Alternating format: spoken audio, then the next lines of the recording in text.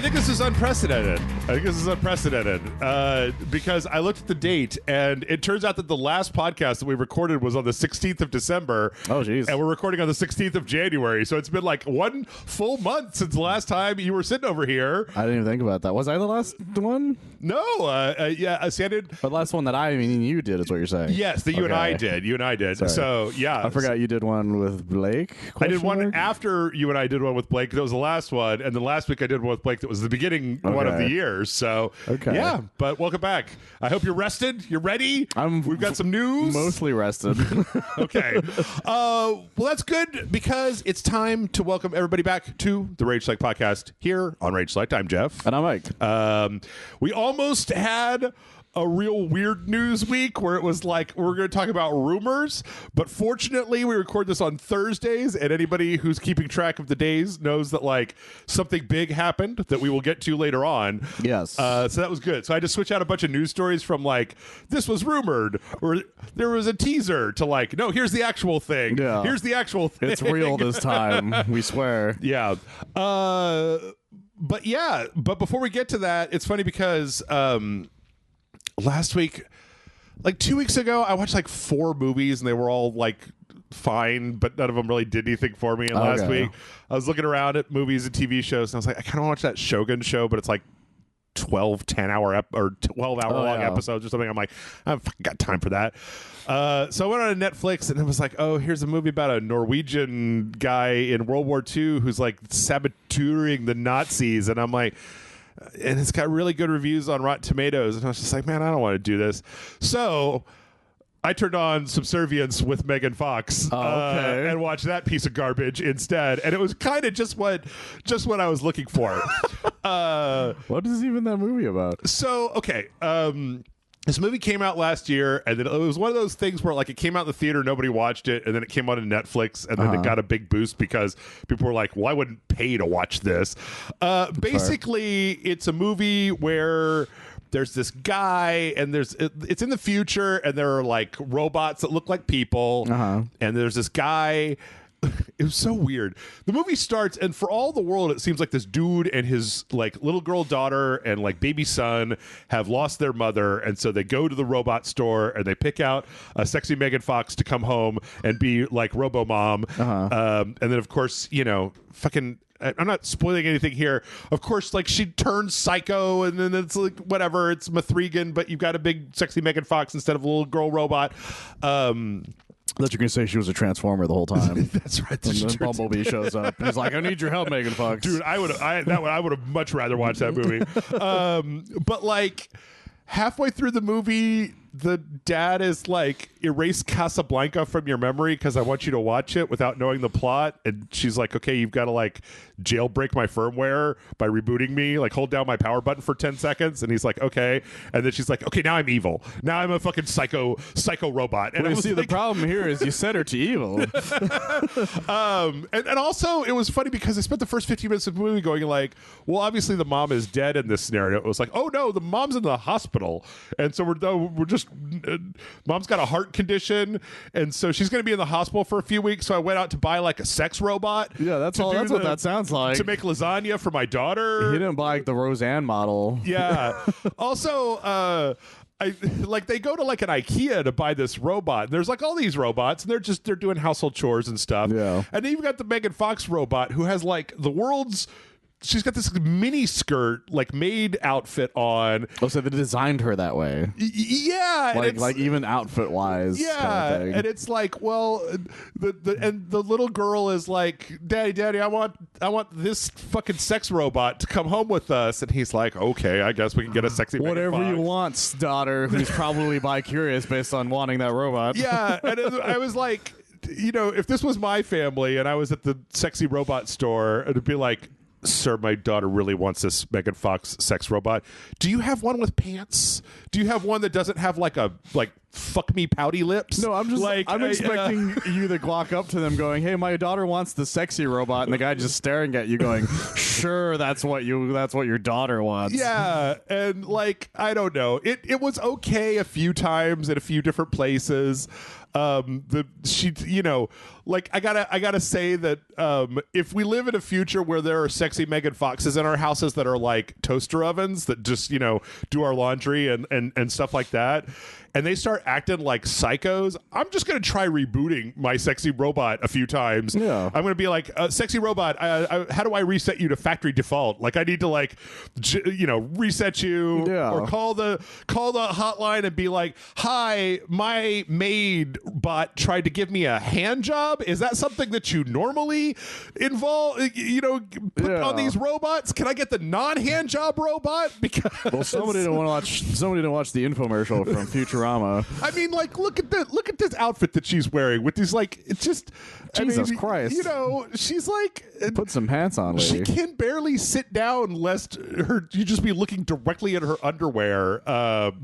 Anyway, it was goody, trashy, stupid fun. It was a little disappointing because there was a better movie trying to get out the whole time. Oh, okay. Like there was a better movie about like I'm always interested in fiction where humanity makes robots that can do the work for us, but we decided to make them look exactly like people, and then you get to treat these robots really badly because they're basically like, no one's going to be mad at me if I punch my coffee maker, but if I punch something that looks exactly like Megan Fox in the face, there's like some weird implications there where you're like, what are you doing? Well, that was the thing about Detroit Become Human. That was the idea, because the maid lady accidentally kills the guy defending the daughter, and it's like, well, he did the things. It's just like, okay.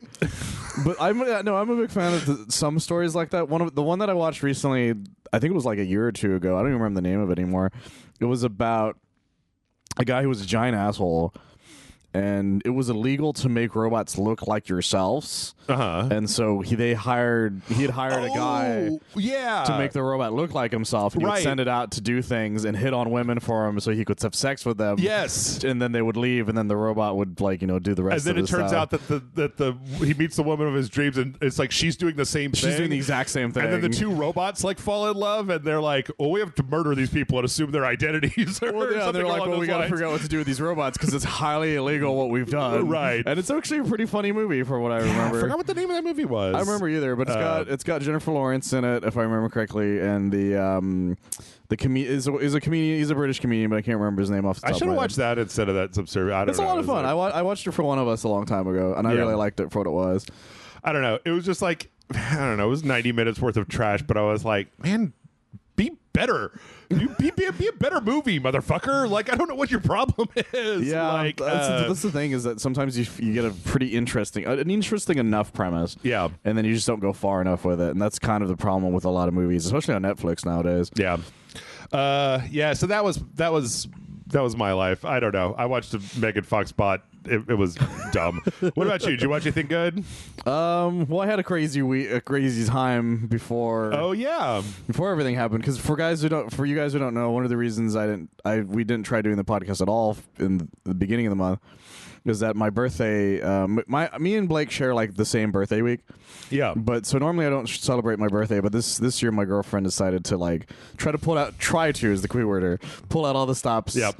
And do everything like celebrate my birthday in earnest. The beginning went I would say terribly, only because I had gotten into an accident with my car because it was icing where we went. Mm-hmm. But then I got to see Medieval Times for the first time. Yeah, I'd never been to Medieval Times. I assumed it was a myth for a long time because I just assumed it was a thing from the cable guy. They just made it up for the cable guy, and then I never looked into it. And then she was telling me, he's like, "No, Medieval Times. There's one in Dallas." And I was like, I didn't know there was one just like 2-3 hours from us. Yeah, but so we went, and it was crazy. The thing is that most people wouldn't drive for 3 hours to go to Medieval Times. Most people would not. I am not most people. Yes. And also because I was really excited to go see Medieval Times. It was great. It was a lot of fun. Those people put a lot of work into it. They when they serve you food, you have no utensils. Yeah. So you have to use your hands for everything, which I had no issues with. Which was it's a real bummer when they bring the soup.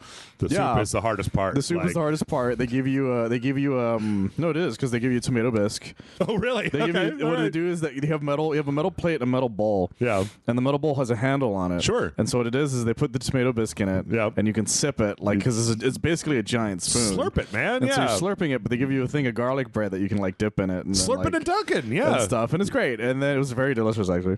And then they give you a bunch of chicken and this corn and this potato, a single potato, fried type potato. And I was just there eating with my hands, just greasy as fuck. I'm like, this is amazing. I love this. I was just that was just how you do it. But while you're watching people, people pretend to be knights, and you're assigned a knight, based on where you're sitting. So I was assigned the red knight, and there's the white knight, or there's the black and white knight, and there's the blue knight, the red and yellow, and so forth and so forth. Okay. And they were doing these at the beginning there's a storyline, and it's the two kingdoms came together, and this is just them shooting the shit now that they're at peace kind of thing. So the knights are doing fun games, or they're jousting, but not really. They're these circles that they put the joust into when they pick it up. Oh, yeah. On the horse. Yeah. And it was a lot of fun. And then midway through the joust, or midway through the whole thing, the queen's just this is boring. Let's have them fight. And so then it starts the actual fighting thing. And then midway through, and then in the beginning, they're hey, everything's fine. If you look like you lost, we'll just be done with it. And then midway through that, the queen's just I want them to murder each other. And the king's just what the fuck is happening? And he's I guess if you don't quit, then you can get killed, I guess. And it just keeps going. Wow. And it was really fucking cool. Yeah. Because they put a lot of work in the choreography. They did spins and shit on the horse with their weapons and stuff. It was really cool. And they had sparks coming out of their swords when they hit each other with the swords. It was very Power Ranger. Sounds like a dinner in Beastmaster over here. It kind of was. It kind of was. I really loved it. And then Saturday it was a pain in the ass because I had to drive back. Because I got a rental car, and I couldn't figure out how to unmute the radio, so I drove for 3 hours without a radio. I just had my podcast playing over my phone. Okay. As I drove, and then the second I got home, I went to HEB and I accidentally hit the unmute button. Oh, I was so mad. Okay. And then Sunday, you know what happened Sunday. Yeah, no idea. You got to tell me the story. It sounds like a whole roller coaster. The reason I say he knows what happened Sunday is that my girlfriend had set up a surprise party for me, which I had no idea was happening. The problem was she got COVID. Yeah, she tested positive for COVID the same day, so she couldn't figure. She had a hard time figuring out how to get me to where I needed to go because her excuse for me going was originally taking her to go watch Labyrinth. Yeah, so I was very confused why she was so upset she couldn't watch the movie Labyrinth. Right, baby, we've got Amazon. Yeah, if you want to watch Labyrinth, I'll rent you I'll buy you Labyrinth. I don't see the issue. What's happening? So she came up with an excuse for me to go get her something that you can only get at this specific place. Yeah. And then I showed up, and you guys were all there, and it was very great. It was great. I was one of my again. I don't celebrate my birthday very often, so it was different. I was confused. I loved it. I was very confused because I didn't actually. I thought for the life of me that it was going to be a movie thing, right? When people say, "Oh, it's Michael's birthday, meet at this movie theater," and I was like, "Oh, okay. I guess what are we going to watch? Was it Ghostbusters? Is it Spider-Man 2, or what are we watching?" But it turns out that we were just going there to meet in the lobby. It was like an Alamo Draft House where they had a bar. Yeah, they have a bar there and appetizers and stuff, and we were basically just using it as a meeting point. And I was like, "Oh, that's brilliant!" Because there's so many movie theaters in Austin that are also just a bar that you could say, hey, let's go see a movie, and then when you walk in, it's psych, we're going to this bar, and here's all your friends. So yeah, and she knows a lot of the people that work there, which was one of the reasons she made that. Oh, okay. Because one of the guys because that was one of the ways she got me there. She's like, go meet my friend who works there, because he needs to give me something too. Yeah. I was like, okay. And then when I talked to him, he was outside waiting for me, and I thought he was just on a break or something because he works there. And he was talking to me, and he apparently snuck a bunch of you guys past me because I was facing the other way. Yeah. And it was just great. It was one of my, again, it's one of the best birthdays I've ever had because of it. Cool. And then outside of that, I don't know if you talked about the Patty's Pub and Abbott Elementary crossover yet? Not yet. But we can probably save that for later. We'll probably save that for later, we've been talking for a bit now. Because, we're right up against that, and I don't want to go too far down that road. That's gonna go down a major road. So. Yeah. So everybody, I can't believe that you all listening to this missed Michael's birthday when I didn't tell you that it was Michael's birthday. So you better go in the comments and tell Michael happy belated birthday. Now, I didn't buy you anything for your birthday, but I did get you the announcement of the Nintendo Switch 2. So, that was pretty hard. That was all me. It was a week late. I'm sorry. I was going back and forth with Doug Bowser all week. I was just like, listen, motherfucker, his birthday's on Thursday. I need you, but the party's on Sunday. And he was like, Jeff, we're not announcing until next Thursday. How did you get this number? And I was like, damn it, Bowser. You owe me. You know why. Yeah, somebody messaged it to me like 10 minutes after it came out. Yeah. When I woke up this morning to like one message from Michael with just a bunch of exclamation points. And the thing is that this, of course, okay, this was the worst kept secret in the world. We all knew this was happening. Everyone knew it was happening. Last week, in fact, I got a story about it. Last week, there was a peripheral manufacturer at CES who had basically the Nintendo Switch 2, and they were showing off the accessories that they were making for it. People have had dev kits for a while. The thing is that this motherfucker has been like in the pipeline. We all know that it was coming. It was not a surprise at all, but Nintendo just fucking will not announce it. And then there was a rumor like early this week that it would be announced on Thursday, and then lo and behold, announced on Thursday. So, and I was talking to Jeff about this, that it has real, okay, fine, it's real energy. Just being like, shut the fuck up, okay? It's real. Here it is.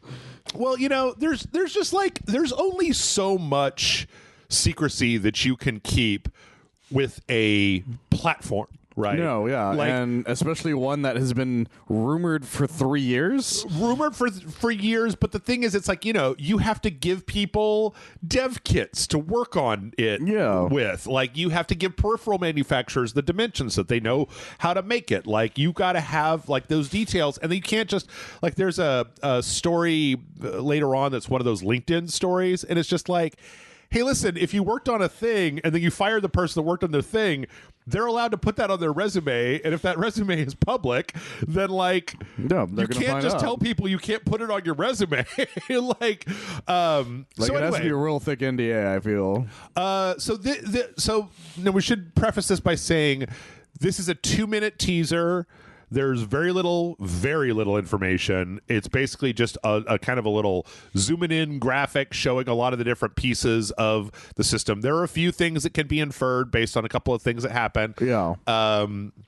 Very easy stuff to infer. Yeah, but like it's not like I remember the original Switch announcement where they kind of had to explain it, right? And that was a lot more detailed, where they showed people using it, taking it places, and doing stuff. Whereas this is all just like CG, and not just that, but like they came out and said, all right, we'll get back to you in April with more information. And it was like, what? Okay, I guess. I showed it to my girlfriend because I was really excited. I'm like, oh my God, it's happening. And she just looked at me like a crazy person. Yeah. Because to her and a lot of people, it's just bigger. Yeah. And I'm like, no, you don't understand, like, because I see all the small differences in this thing, and also the announcement that hey, all this is backwards compatible, right? For the most part, there's like something in there that says some of them might be, but they might be stuff that like are smaller that nobody really cares about. It's unclear right now whether that's like that's one of those wild cards where it's probably like 6 games. Yeah, and it's probably that's something very specific to something. Like, knowing Nintendo's track record, I really doubt they're going to come out and be like, okay, so it turns out that because of part of the design of this thing, 75% of Switch 1 games won't work on the Switch 2. And it's like, no, that's not how Nintendo rolls, man. No. Like, even the Wii to the Wii U, everything worked together. Those motherfuckers put a Game Boy Advance cart slot on the bottom of the DS, for God's sake. Like, it took them a while to finally take it off. Yeah. So okay, let's go over it. Let's do a few things. So it's definitely bigger. I don't know if we've got an exact number. I think it's like what the original screen was like 8.5, and this one's like more closer to 10. Something like that. I think it's because it's even bigger, I think, than the OLED version. Yes, it definitely is. So it's the screen is bigger. As we've known, the Joy-Cons are bigger, and they've got magnetic locks on them instead of like physical locks. And the colors, it's got this sort of like plasticky color thing on the joystick itself. Yeah, the entire unit is black, and then on the Joy-Cons, like when you take the Joy-Con out, there's a piece that goes in that is that is the color that is like the orange and blue two-tone from the Switch, and then there's also a little bit underneath the sticks, the analog sticks. Yeah, and then you can tell that the shoulder buttons are more pronounced. Yep. For the Joy-Cons themselves, because the way you played it before, those buttons were very like tiny to push. Mm-hmm. They made them much more pronounced. Are you talking about the ones on the individual Joy-Cons? Yeah, if you're using it, they clearly took the feedback from it to try to make it more pronounced, because that was one of the issues a lot of people had with it. Yep. I think there's even the other buttons on there too for it, or at least like I think they're all more pronounced. The charger there's a charger porting on the top and the bottom. Yep, there's a USB-C port on the top. Really cool, because that was one of the issues some people had with the play, because you couldn't stand it and charge it at the same time, right? Because of the way it was only on the bottom. Yeah, so that caused a lot of issues for people. I'm happy it still has a headphone jack, by the way. There's unlock buttons for the magnets, kind of around where the triggers are, like around the corner from kind of where the triggers are. The kickstand in the back is now a full U instead of just the one little peg that comes out. That's very useful, by the way. The dock has rounded edges, which is a little different than the last one. I know they rounded some of the console itself too, because it shows that they do that in the little intro part there. Yeah. And then there's also a little bit here where they show the Joy-Cons with like the kind of plastic housing on them moving, like with like sitting on their sides moving around, which is I didn't actually realize this was a thing, a rumored feature that you can use it as a mouse. Like you can hold it down. That's interesting. So the thin part is down on the desk because it has the IR sensor on it, and then you can hold it and then use it as like a virtual mouse, and then use the shoulder buttons as like your left click, right click type of thing. I think it also has more vents. Yes. The Joy-Cons themselves are bigger, and then also there's the C button. I talked about that last week. Right below the home button, there's a new button called the C button. Okay. Is unclear at this point exactly what that is. Some people think it might be like a camera button or something, but there doesn't seem to be a camera on it, so I can see that. Unclear. We're also unclear if the Amiibo is still part of it. Oh yeah, the NFC, that kind of thing. I mean, that's an almost certainly, like that's such a small component. I would be really surprised. But I would be surprised. Yeah, this is the where they're kind of driving around like light cycles. That's the idea of using it as like a mouse. Oh, because the way the joysticks are too. I could see that being a thing. Okay, those are the differences. Michael, I got to tell you, we'll be up front.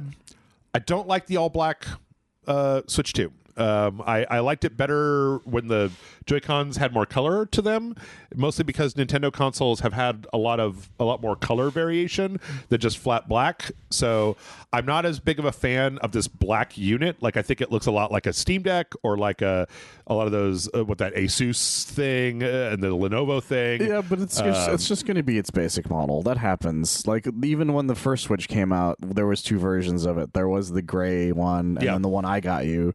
Because you remember I was the one who waited, so I had the option. Yeah, and I got you the colorful one. Yeah. I don't know. It just like I really like the way that the two Joy-Cons are very distinct on the current Switch with the red and the blue and the orange. I have a feeling that's just good. That'll be, they'll have the different versions of that pretty quickly, because that makes them a lot of money, because those Joy-Cons are expensive. Yeah. No, I know.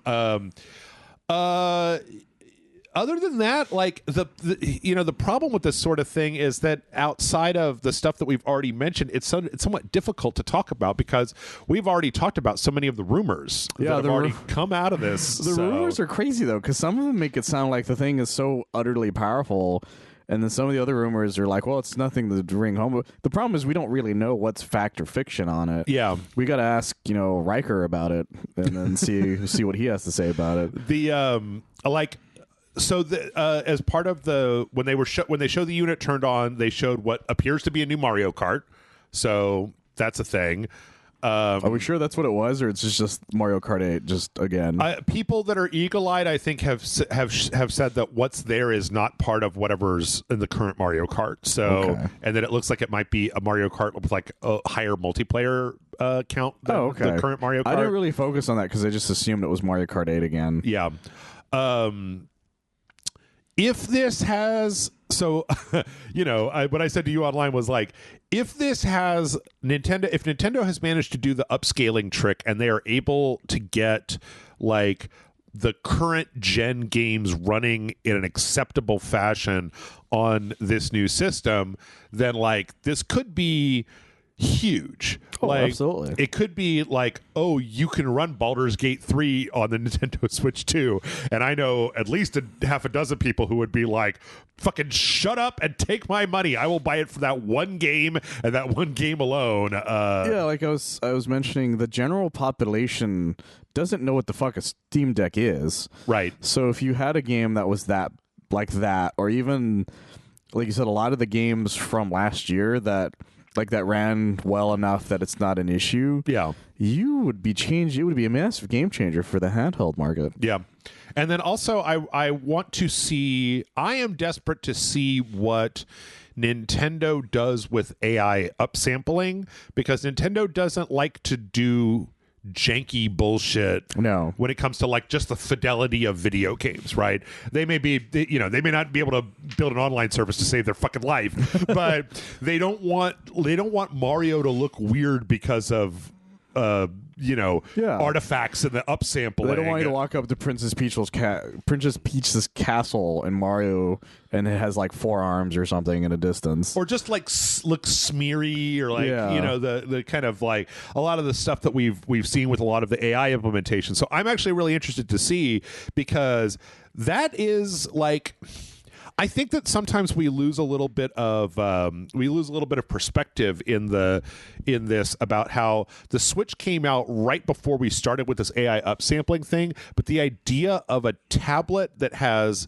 current gen hardware that is strong enough to render like modern games, like it can render Cyberpunk at like 480p no problem, with a good enough upsampler that can then make it look fine on the screen of the Switch, like that really opens the door to where you don't have to have these Mortal Kombat 11 or Mortal Kombat 1 fucking travesties. No, 11 too. There is an 11 for the Switch. And it looks terrible. Or like The Witcher 3, or just some of these ports that look absolute like dog shit. If you can do enough of the work to render them on a tablet and then upsample it, like, I feel like even with the last iPhone, they just kept beefing up the processor until they're like, well, now you could run Resident Evil 4 Remake on the iPhone.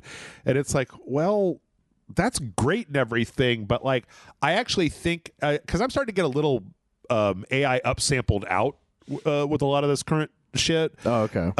But for the Switch, it makes so much more sense. Like, because when you look at the AI upscaling, like we have PS5 Pros, and it has a specific. It's got the pisser. It's got the pisser, as people call it. Turn on the pisser. That does some AI upsampling, and a lot of it comes down to like, you have to have a microscope for some of them. Some of them are super obvious, like in Final Fantasy VII Rebirth. Everybody mentions the obvious stuff.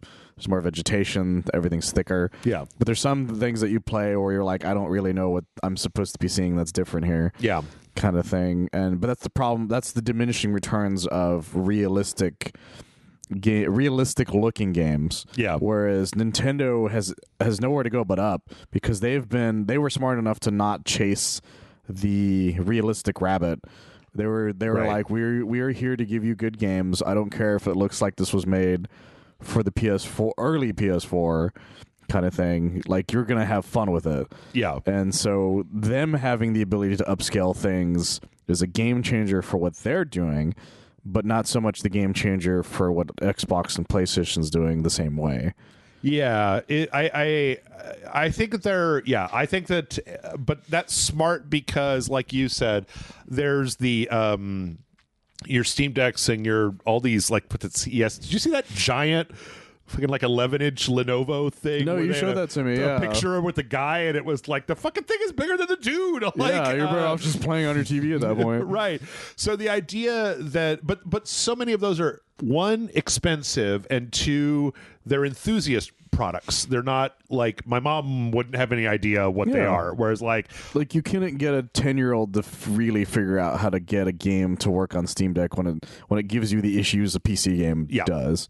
In fact, I'll be honest, like if all this does, if this thing is $350 and all it does is make everything 60 frames per second without making it 4K, I would be fine with that. Like the difference between 1080p and 4K, it is noticeable to me, but the thing that's been killing me on the Nintendo Switch is the fact that the current gen has gotten me used to fucking 60 frames per second.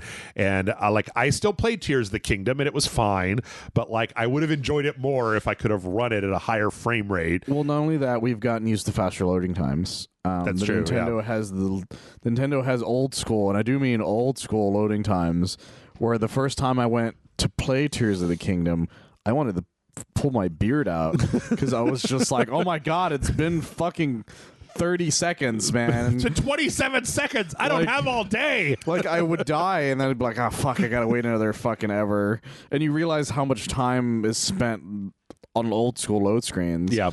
And it's just like, oh, fuck. Yep. And then last, I guess, April 2nd, it said, was the actual release date. They did have a release date for it. Was it the release date or the date of no, the was that the one with more? We'll tell you more on April 2nd. Oh, yeah, Nintendo Direct on April 2nd. No, because I had somebody be like, is it coming out April 2nd? I'm like, no, they're just going to tell you more. I'm sure when they tell you more, they're going to tell you when it comes out. Yeah. But the fact that it said 2025 does mean at most we'll see it at end of in holiday. And I wouldn't be surprised if they aim for holiday minimum. I would be willing to bet that they're going to aim for summer because they don't want to get in the way of all the rest. Everybody is fights at holiday, right? No, that's why I said minimum. Like holiday is the minimum thing that they're going to do. Yeah. The max would be summer, probably. I'd be willing to bet it's going to be summer. Which I don't see it being a spring thing. Probably a great summer thing. Summer fucking Nintendo. Oh, it would kill if you sold it in the summer. The real big thing is going to be, the Switch launched with Mario Odyssey, and Breath of the Wild. Yeah. And if there's a new Mario Kart, the other question is Metroid Prime 4 is it Mario Kart and Metroid Prime 4 the launch games for the Switch 2? Because goddamn, the attach rate on that shit would be fucking enormous. That's one of the rumors. That's one of the rumors as to why Metroid Prime 4 is probably taking so long. Yeah. Is that maybe they're like, hey, we're still trying to get to work on a Switch, and then somebody from Nintendo was like, Switch 2? And then they're like, oh, we can make this work. And then but they couldn't say anything. Right. Like, I bet.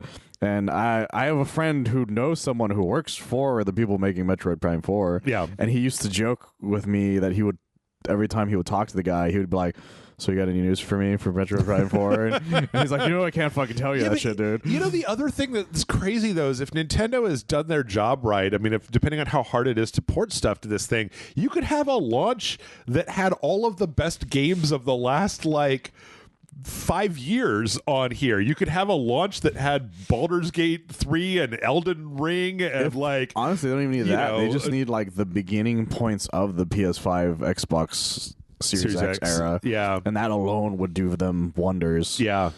But yeah, so exciting stuff. I mean, hey, we're finally here. Maybe those 3 years. Maybe those weird rumors will involve adding Halo to Nintendo. Who knows? Let's see. Okay, that story was just about adding the Switch. And then there was this one with all the news. Let's see. Everything is pretty much it's pretty much fine. So we did have God damn it! Right before this happened, there was a story about the Genki, the peripheral manufacturer. Oh yeah, that was at CES that had the Nintendo Switch thing. Everybody was like, "There's a fucking Switch 2." That's what it is. That's what it is. It lines up with everything that we've said about it. And Nintendo apparently had a statement where they said What was seen at CES was quote unquote not official, and like this was not a Switch 2. This was just a mock-up, and like we have no comments. I mean, it's like, guys, go fuck yourselves. Yeah. Like, this is why I hate it when companies do this. Of like, look, you are the one. You have made a very successful product. You can't just keep holding the top of my head as I swing at you. Like, you gotta give me something, Nintendo. You gotta give me a teaser. You gotta give me a confirmation. You could say we have a new console. Like, they even made that statement where they kept doing with Nintendo Directs, where they were like, there's a new Nintendo Direct on Thursday. We will not be announcing a new Switch console on Thursday. It's like, you know what we want. Just fucking tell us, guy. Like, it didn't even have to be anything. We got a 2-minute CGI mock-up. Like, I didn't need more than that. Like, that's really fine. Enough to generate, one, excitement, and two, it gives time for people to save money. Yeah. It means even more time for them to buy your console. Yeah.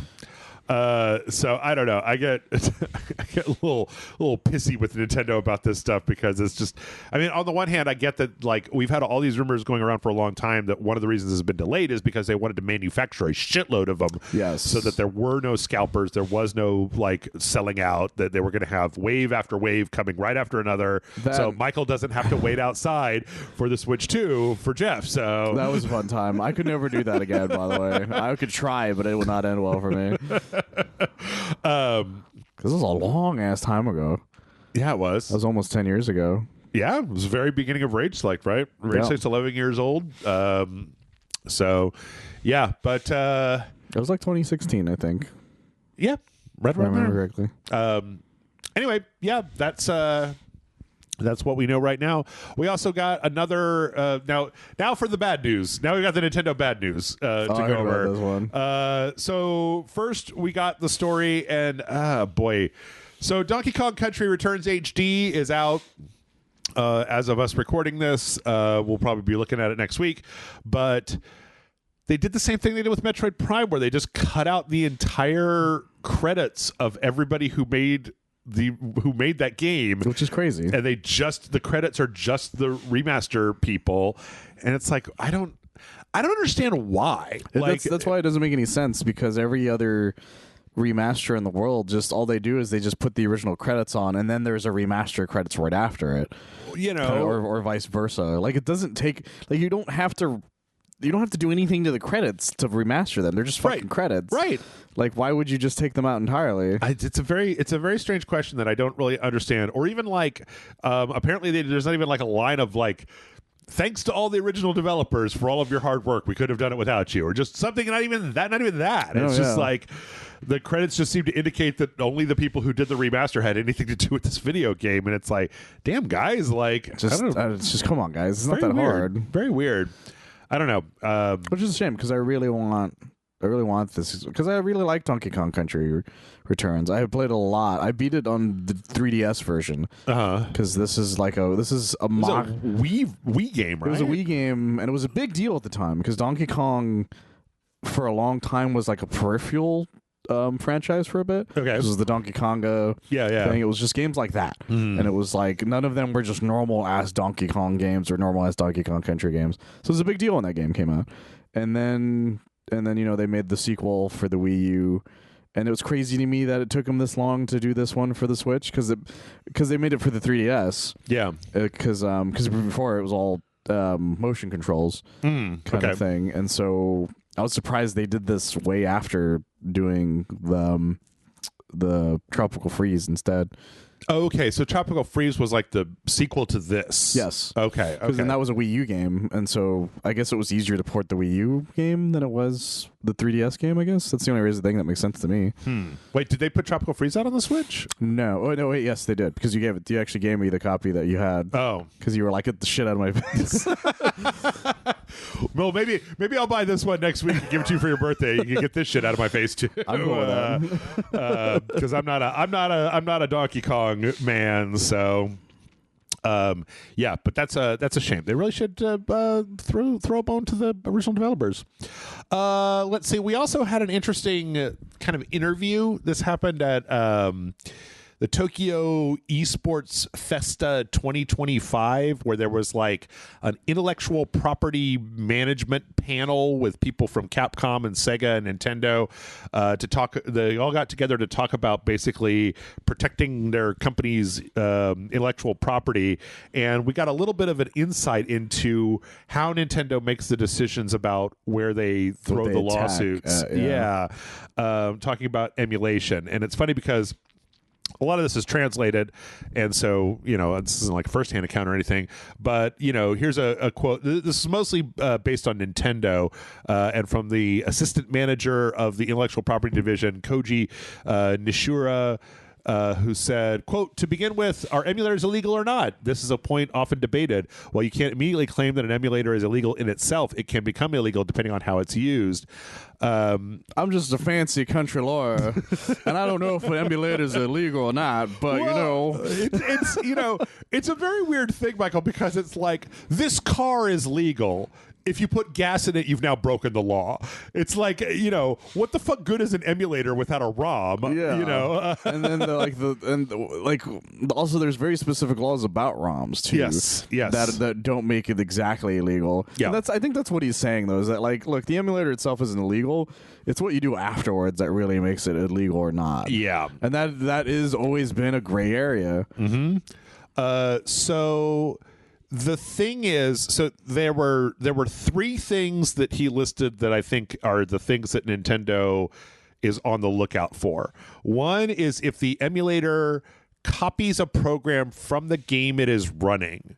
Like if it copies code out of the game, if it's not like running the game as the game, if it's basically like extracting code from what it's running, like you're not supposed to do that, right? You're supposed to keep all the code essentially in the game, because then you're modifying things without the express the bullshit that you have to hit agree on every time you open express a game, consent like, to the NFL and CBS and all those guys.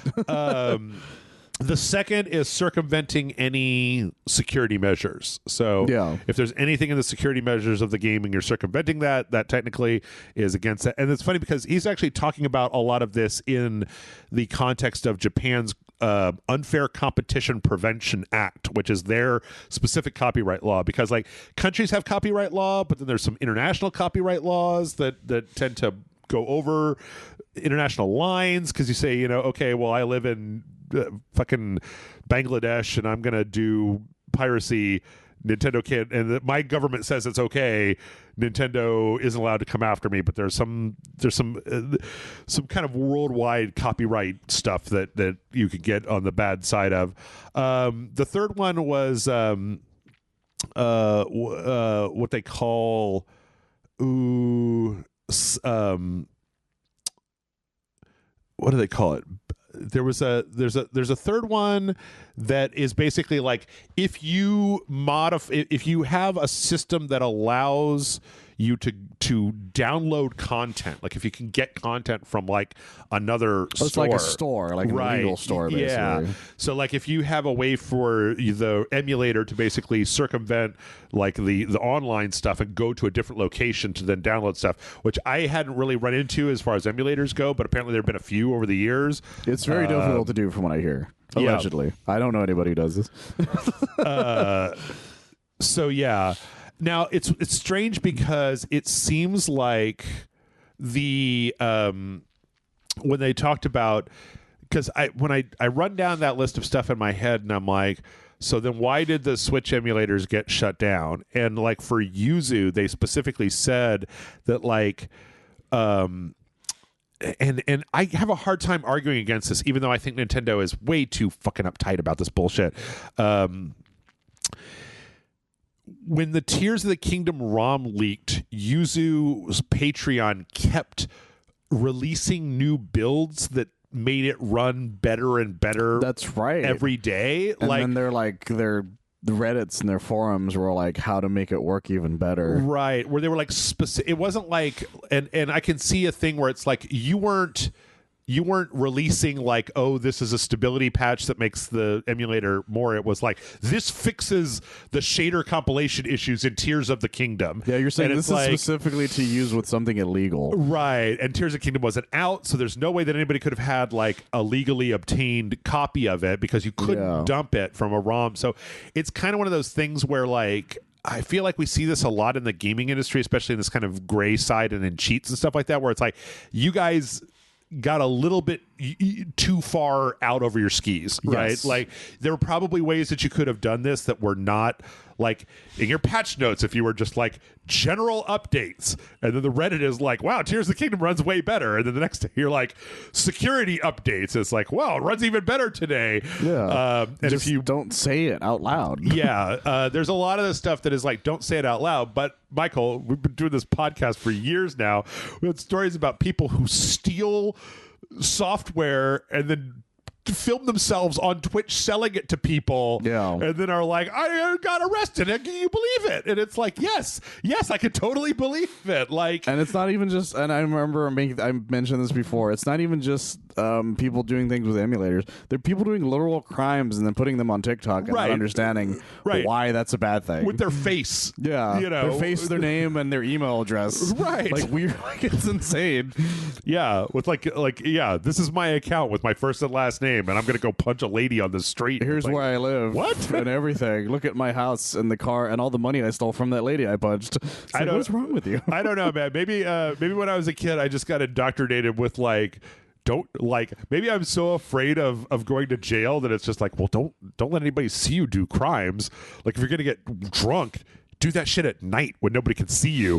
That's the thing. It's like that's the thing about crimes is that you don't tell people about the crimes.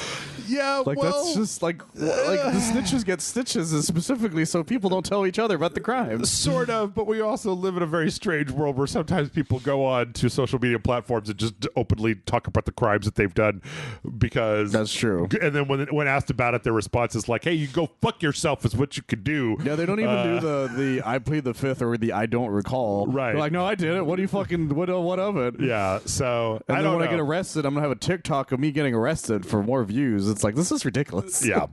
Anyway, I don't know. It's kind of interesting to see what's going on there. It's funny because it seems like I do think that a lot of the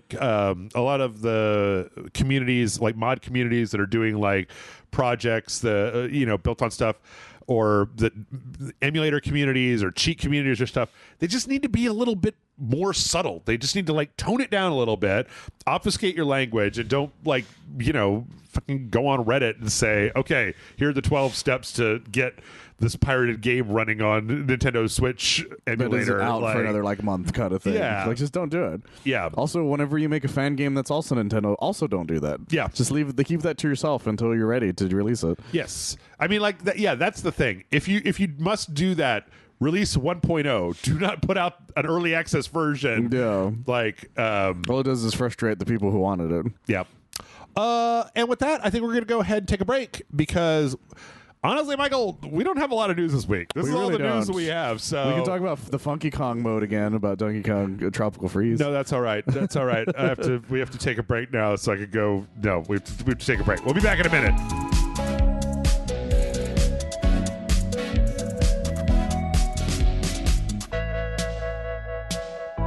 And we're back. And let's see how much we can stretch out some news, Michael. Yeah, let's stretch that news. We don't have a lot of news this week. Let's grasp at them straws. Yeah, every time I talk about we may be done early this week, and it's like this time we actually might. We actually might this time. We can talk with David Lynch instead. Oh no, that's too sad. Well, let's start out with this was a very strange story. So there was a game called Fortune's Run that had a demo back in 2023, and it came out on Steam in early access, and it was in early access. It's kind of like a boomer shooter with like some kind of like RPG elements where you could kind of level up stuff, and this kind of like retro look to it. Yeah. And it was kind of a cool game, and it was being made by this indie developer. They went by the name of, I think it was like Dizzy, on Steam. So it's been going through, it's been doing updates, and then this week Dizzy had an update on Steam that was like, so listen everybody, I used to be a piece of shit, and I've been in court for 5 years, and I'm going to prison. So I'm not going to be able to update the game while I'm in prison. Oh my God, what did they do? For the next 3 years. They will not say. No, I assume they won't say, but like, I bet you everyone's wildly speculating. Here's the quote. Quote, it's a long story, but I've lived a very different life before I was a game developer, and I wasn't living very well. My case is about 5 years old now, and I've been going through the legal process the whole time I've been working on this. I've finally been found guilty and sentenced, and I'm going away next month. And there was another part of the statement that seemed to indicate that this might have been like something violent. It might have been like an assault or something. Most likely it was if they're actually going to prison. Yeah. Because if it's like for, like there's a very few things that sends you to actual prison nowadays. Yeah. Especially for that amount of time. Because a lot of times nowadays it's like a year or so in fines and here and there. But that's definitely, and also based on that statement. Yeah. That it had to have been something that would cause something like that. That the judge wouldn't just be like, look, we've been over this for a long time. Yeah. Yeah, like just a lot of probation or something. Like they clearly did something. Yeah.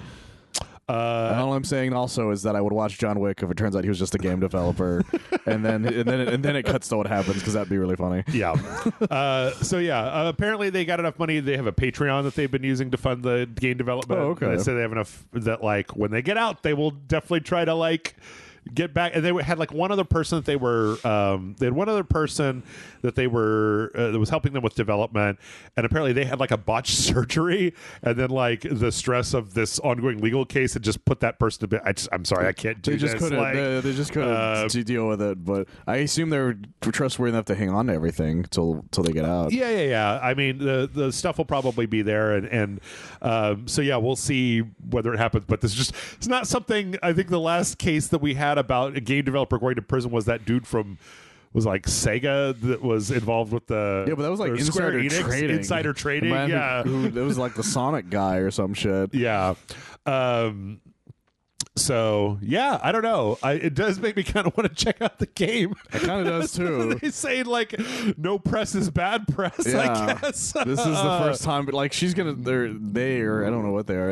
They're gonna come out and like seeing their wish list like skyrocket. Right. It's gonna be fascinating. Yeah. I mean, people on Steam have held on to crappier games for less interesting reasons than this. That's true. Like that banana game is still like super high on the charts of Steam, which is just really? like some kind of very weird banana clicker game where you get like these Steam cards that are very rare. Oh my God. And so people keep that's so weird. Keep messing with it. So yeah. Good luck to you, Dizzy. Yeah. Fortune's Run. Go take a look. Let's see. Speaking of weird game news, Rockstar is at it again. This time in the shutting down mods business. This time there was a team that was looking to basically recreate all of Liberty City inside of the GTA 5 engine. I assume it's the Part 4 city, right? Yes. Okay. Yeah. That's Liberty City, right? Yeah, I just wanted to be sure because there's the original Liberty City from Part 3, and then and then there's a Part 4 version. So I was trying to figure out which version they were trying to do. Yeah, it's called the Liberty City Preservation Project, and it looks like they were just they were doing that thing where they're basically just like recreating all of the geometry of the game in the new game, which is obviously a ton of work, but by the same token, you got a lot of city assets in GTA 5 to work with. Yeah, it wouldn't be too difficult. And there's a little video. It looks pretty good, but apparently, Rockstar is not a fan of mods, even though like one of the last ones they took down was like a GTA 3, like a San Andreas mod, and that was right before they released the remaster. That's the thing. This could be the same thing. Like, I wouldn't be surprised because 4 is a very beloved game. Mm-hmm. I think one of the only reasons they've never done it is to spite the voice actor. Oh, right. Like that's the rumor for a long time is the reason they've never re-released it. But that's why the DLCs they all have like one interaction with Nico, and he doesn't talk in like any of it. It's like reused lines or something like that. Yeah, so it's just like odds are if they do it. Now would be a good time because it's been so long. There's probably some sort of clause probably is in there somewhere. I don't know though. I would love for them to do it. GTA 6 technically is still supposed to come out this year. It is, but but if somebody re-released 4, I'd buy that again because I loved Part 4. Yeah, no, that's true. And honestly, I think 4 has the best story of them all to this day.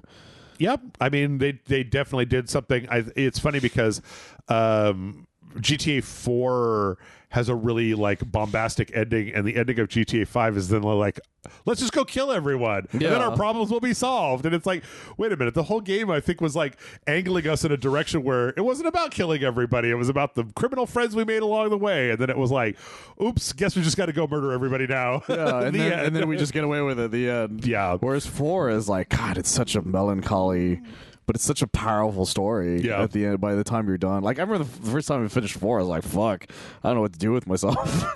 Especially if you do a lot of the things it expects you to do. Yeah. In the middle of it, it changes the whole experience. Yeah. No, like Nico Bellic goes fucking nuts at the end of 4. Yeah. It's crazy. You know, it's funny because Amanda and I we did a full playthrough of Ballad of Gay Tony. I'd love to see the DLCs in there as well because Lost the Damned and Ballad of Gay Tony. Lost the Damned, if I remember correctly, first like mainstream video game that had dong in it. Yes, it hang dong in it. Yeah, and then Part 5 did the weirdest thing with the main character it was Part 5 because you remember when the first time you meet Trevor, he kills that guy. Oh yeah, he kills Johnny from Lost in the Damned. It's so weird. Yeah, it's such a weird moment. It was in the trailer. It was in like the announcement trailer, and nobody knew who it was. So. I was like, was that who I thought it was? Yeah. It's crazy. And then they used Gay Tony for a DLC for the multiplayer. I think he's still very prominent in the multiplayer, as far as I know he is, yeah. But yeah, this comes on the back of the fact that Rockstar is also, there was like an AI GTA 5 story mod that came out. They shut down. There was a VR mod for RDR2 that they shut down. The only potential silver lining here is that sometimes Rockstar will hire mod makers that have made very good mods. It's true. into the fold, but the way things are right now, who knows? Probably not right now. I don't know. What do you think are the odds that GTA 6 actually comes out this year? And honestly, I think it is only because they've spent so much money on it. It's been such a long time. Yeah, it would be stupid not to, even if it was unfinished. Yeah. Because we live in a world where you can just do that, just throw an unfinished version out, and people would still buy it. Remember how when GTA 5 launched, it didn't have the multiplayer? It did not, and it was great, and everybody loved it. Yeah, and we still had hopes and dreams that story DLC would be a thing. You remember when Cyberpunk 2077 was going to have multiplayer? Yeah. Let's see. Speaking of mods, Larian has come out to celebrate the downloading of 100 million mods for Baldur's Gate 3 with a Twitter thing showing a mod for Withers, the crumpled up desiccated skeleton man, and the name of this mod is Withers Big Juicy Naturals. Oh my god. And it just gives Withers some giant titties. But why though? Because that's what you do when you have mod access. Oh my goodness. Yeah, the name of the mod is Withers Big Naturals, and like all it does is just add giant boobs to this weird creepy skeleton man. I have so many questions. This has apparently been like approved for the console mods as well. Oh my god, really? Yeah, like part of this announcement was that mod is now available in like the mod shop as opposed to like download it off of Nexus Mods. So that's amazing. Yeah, it's pretty great. I like the fact that Larian has a fucking sense of humor. Oh yeah, no, they lean into everything. I love them for that reason. We just got done talking about Nintendo and Rockstar, and they have no fucking chill whatsoever. And meanwhile, I've got Withers with giant boobies in my Twitter timeline. So, and that's not even the worst mod I've seen on anything. Shit, man, you go watch my Christmas videos. I got like 14, 15, 16 giant mods all running on top of each other. So the mods people make for Capcom is gross. Oh yes. Yes. I've seen what you've done to Leon, you sick bastards. Sickos. No, man. There will never be a better mod in this lifetime than Baby with Chris's head and Chris with baby head, okay? No, that one's fine. These are the greatest mods that have ever existed. It's the weirdly realistically hung dong ones that catch me off guard every time. Leon in lingerie with cat ears. Yeah, and no pants. Yeah. In any shape, way, or form. Yeah. There's also, I remember... Was it Lady Dimitrescu with like mom jeans? Yes, that one was pretty fun. My favorite mod I saw recently for part 4 is it's a sniper scope where it has Ashley pointing as the pointer. Okay. Well, so like she's just like this, and her finger is the actual target to where you shoot. Okay. So it's like really weird. So it just makes it look like she's like, shoot here. All right, fair enough. I'm like, that's kind of adorable, actually. Yeah. Jeez. Let's see. You guys can't see what we just saw, but it is funny. Yeah, well, they did 100. The tweet was like 100 million mods downloaded, and the number 100, the 2 zeros were in a very specific place. Yes, and I bet you can guess where. So that's right, his eyes. Yep. Let's see another PC game news. There was an interesting story that I thought might make for some interesting conversation about how last year there were almost 19,000 games released on Steam. Oh, wow. But when you look into it, it turns out that like it's really high. It's like 80% of them were not really played. And the way that we know this is really interesting, because the thing is that I didn't know this, so this is something that everybody can know.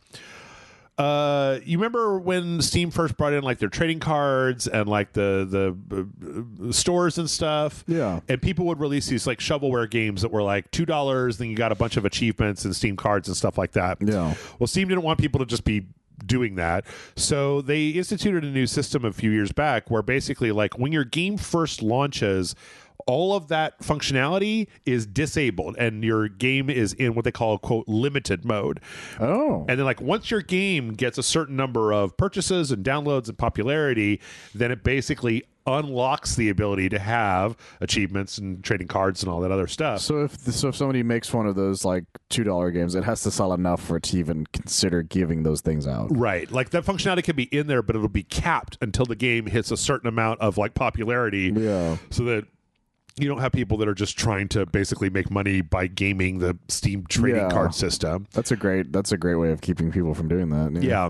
So it turns out that if you look at the numbers, let's see.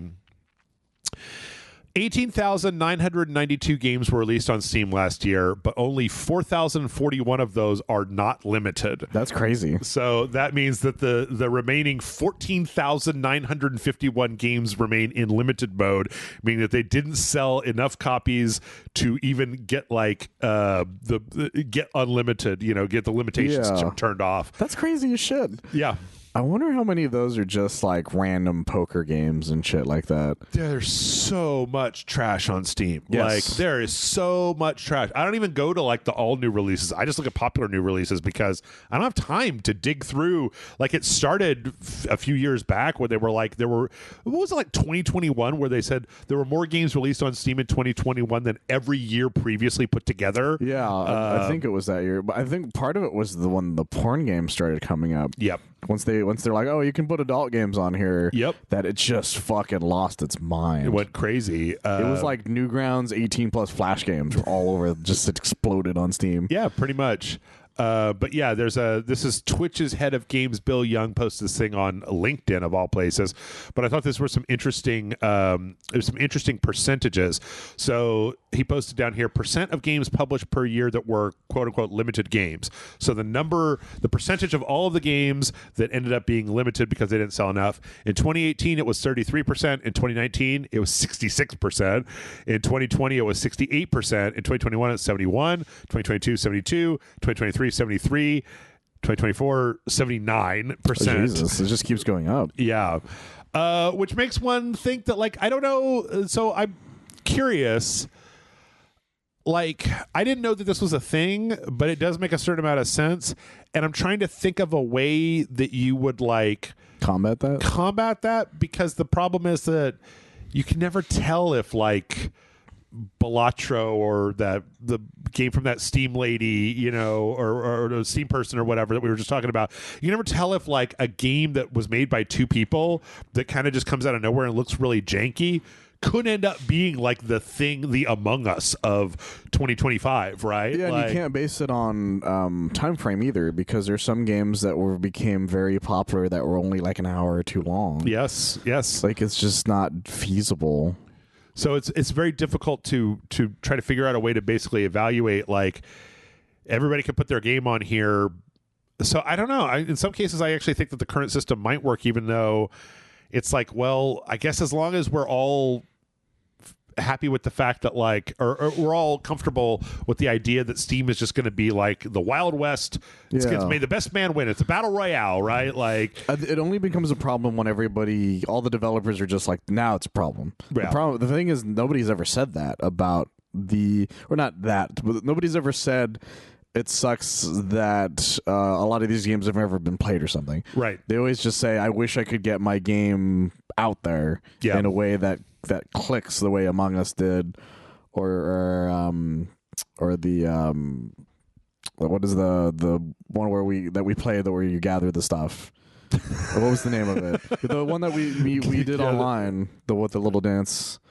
Content warning? Yeah, but the other or one. Lethal Company. Lethal Company. Yeah. They were like Lethal Company, because Lethal Company also was another one that just clicked, and it was made by one guy. Right. And because like you said, you can't just base it on the amount of people who worked on it. Yeah.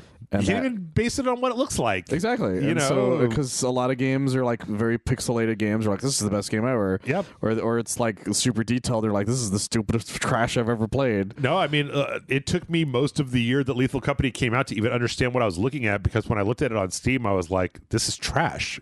This is like garbage. Like, I don't know why. It looks dumb. Like, Among Us looks stupid. Yeah. When you look at it from a distance. Hell, Balatro. Like, it'd be hard to tell some people to be like, Solitaire? You showed me Balatro, and I'm like, this is dumb. And then you're like, and then the more we played it, the more I'm like, this is really interesting. Yeah. This is fascinating. So yeah, I don't know if there's anything to do, but it's an interesting statistic.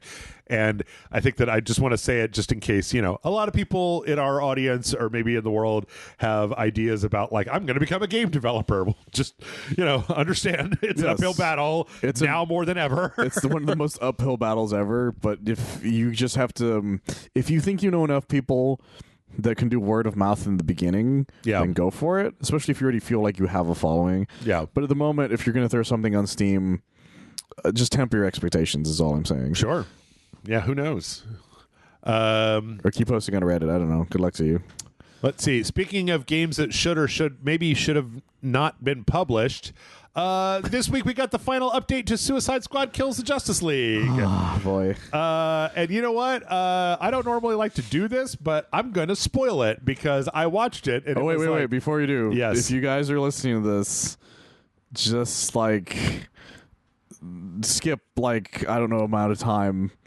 Sure. Maybe get past it if you genuinely care about spoilers somehow. Yes. Even now, good luck to you is all I'm saying. No, I will say it. I'll say it out loud. Giving enough time. I'll give you enough time. I'll give you enough time. So, just to recap, the plot of Suicide Squad Kills the Justice League is that the Justice League has been taken over by Brainiac, and they're all evil now. And so the Suicide Squad has to figure out a way to take down the entire Justice League before they enslave all of humanity, including with the help of Wonder Woman. Batman, and Wonder Woman's there. Batman and Green Lantern and the Flash, and all of them are evil now. And here's our band of misfits, and they've got to do the thing.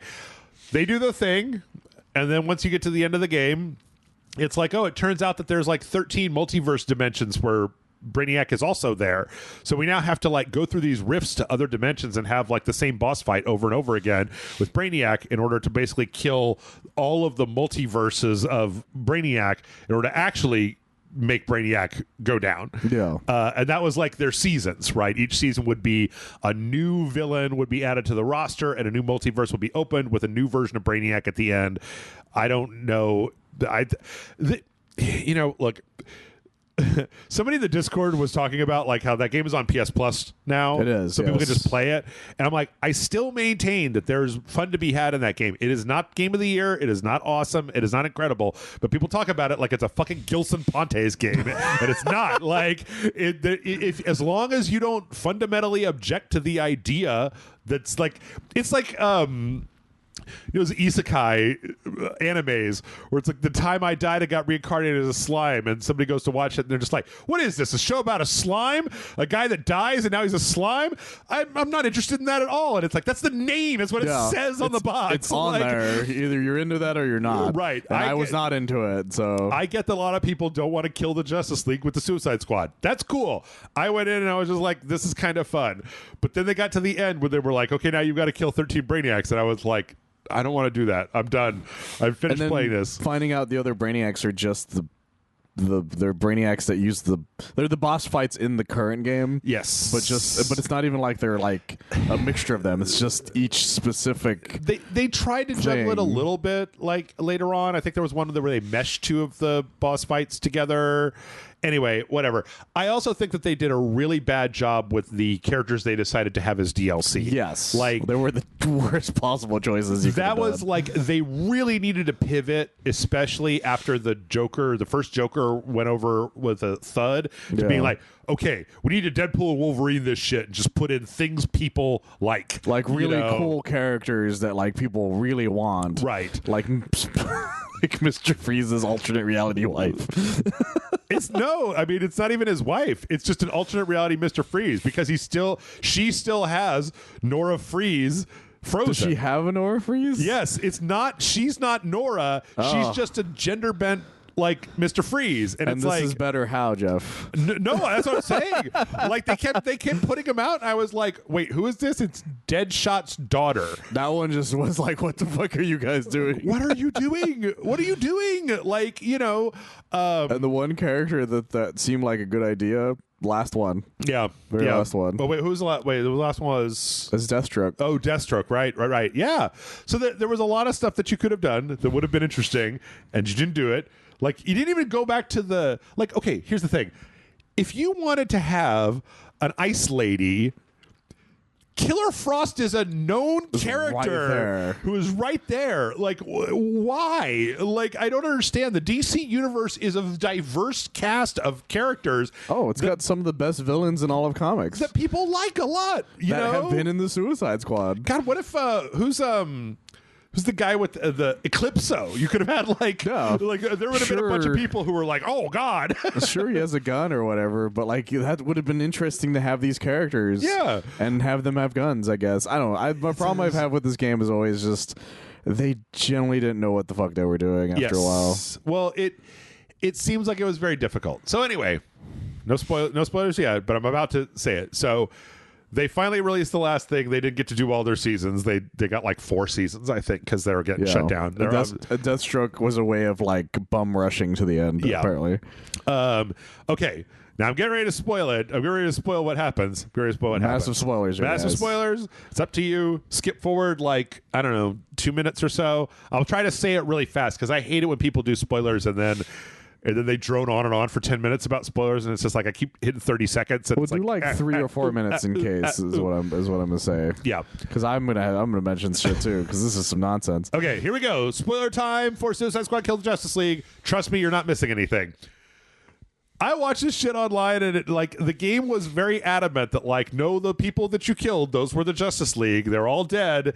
Those were the actual characters for the Justice League. And then this is a motion comic thing where it's like, JK, they were all clones, and we rescued the real Justice League, and then they took down Brainiac, and now the Suicide Squad has gotten away from Amanda Waller, and we're all going to go have our own adventures now. And it's just like... But also Wonder Woman's still dead. Are you fucking serious? Like, this is the most... I mean, in some cases, this is the most DC Comics bullshit ever. We're talking about the company that, killed Superman and brought him back 3 issues later, right? Like, this is some horse shit. I really wish that they'd had the nuts to, just stick to their... why couldn't you just bring in a bunch of other people? Like, you killed off John Stewart Green Lantern, bring in Hal Jordan. You killed off Superman, get an alternate universe Shazam in here. You killed off the Flash, bring in Impulse, right? Like, you could have done the new Justice League with the legacy characters, but they were just like, nope, it was all a dream in a snow globe on a child's table. The end. That's really fuck yourself, man. It's so frustrating because, like you said, stick to what your thing is. Like, you killed all of Metropolis. Yeah. Metropolis is gone. Yeah. Like, what is the point after that? Yeah. Like, and then just and be like, yeah, psych, Wonder Woman died for no reason now. Mm-hmm. Like, she could have been fine. They would have just beat Superman with their gold guns or whatever the fuck they did. The gold kryptonite guns and shit. Oh, yeah. And then that was it. Like, that would have been the end of it. And Wonder Woman would have been like, that's neat. You guys did a good job. And I'm totally alive. No, she died for nothing. The Justice League was fine. Yeah. And also, they just beat up Brainiac. Like, and that's it. Like, and Deathstroke, the way they bum rushed the ending is that Deathstroke killed all the other Brainiacs in between seasons. Yeah.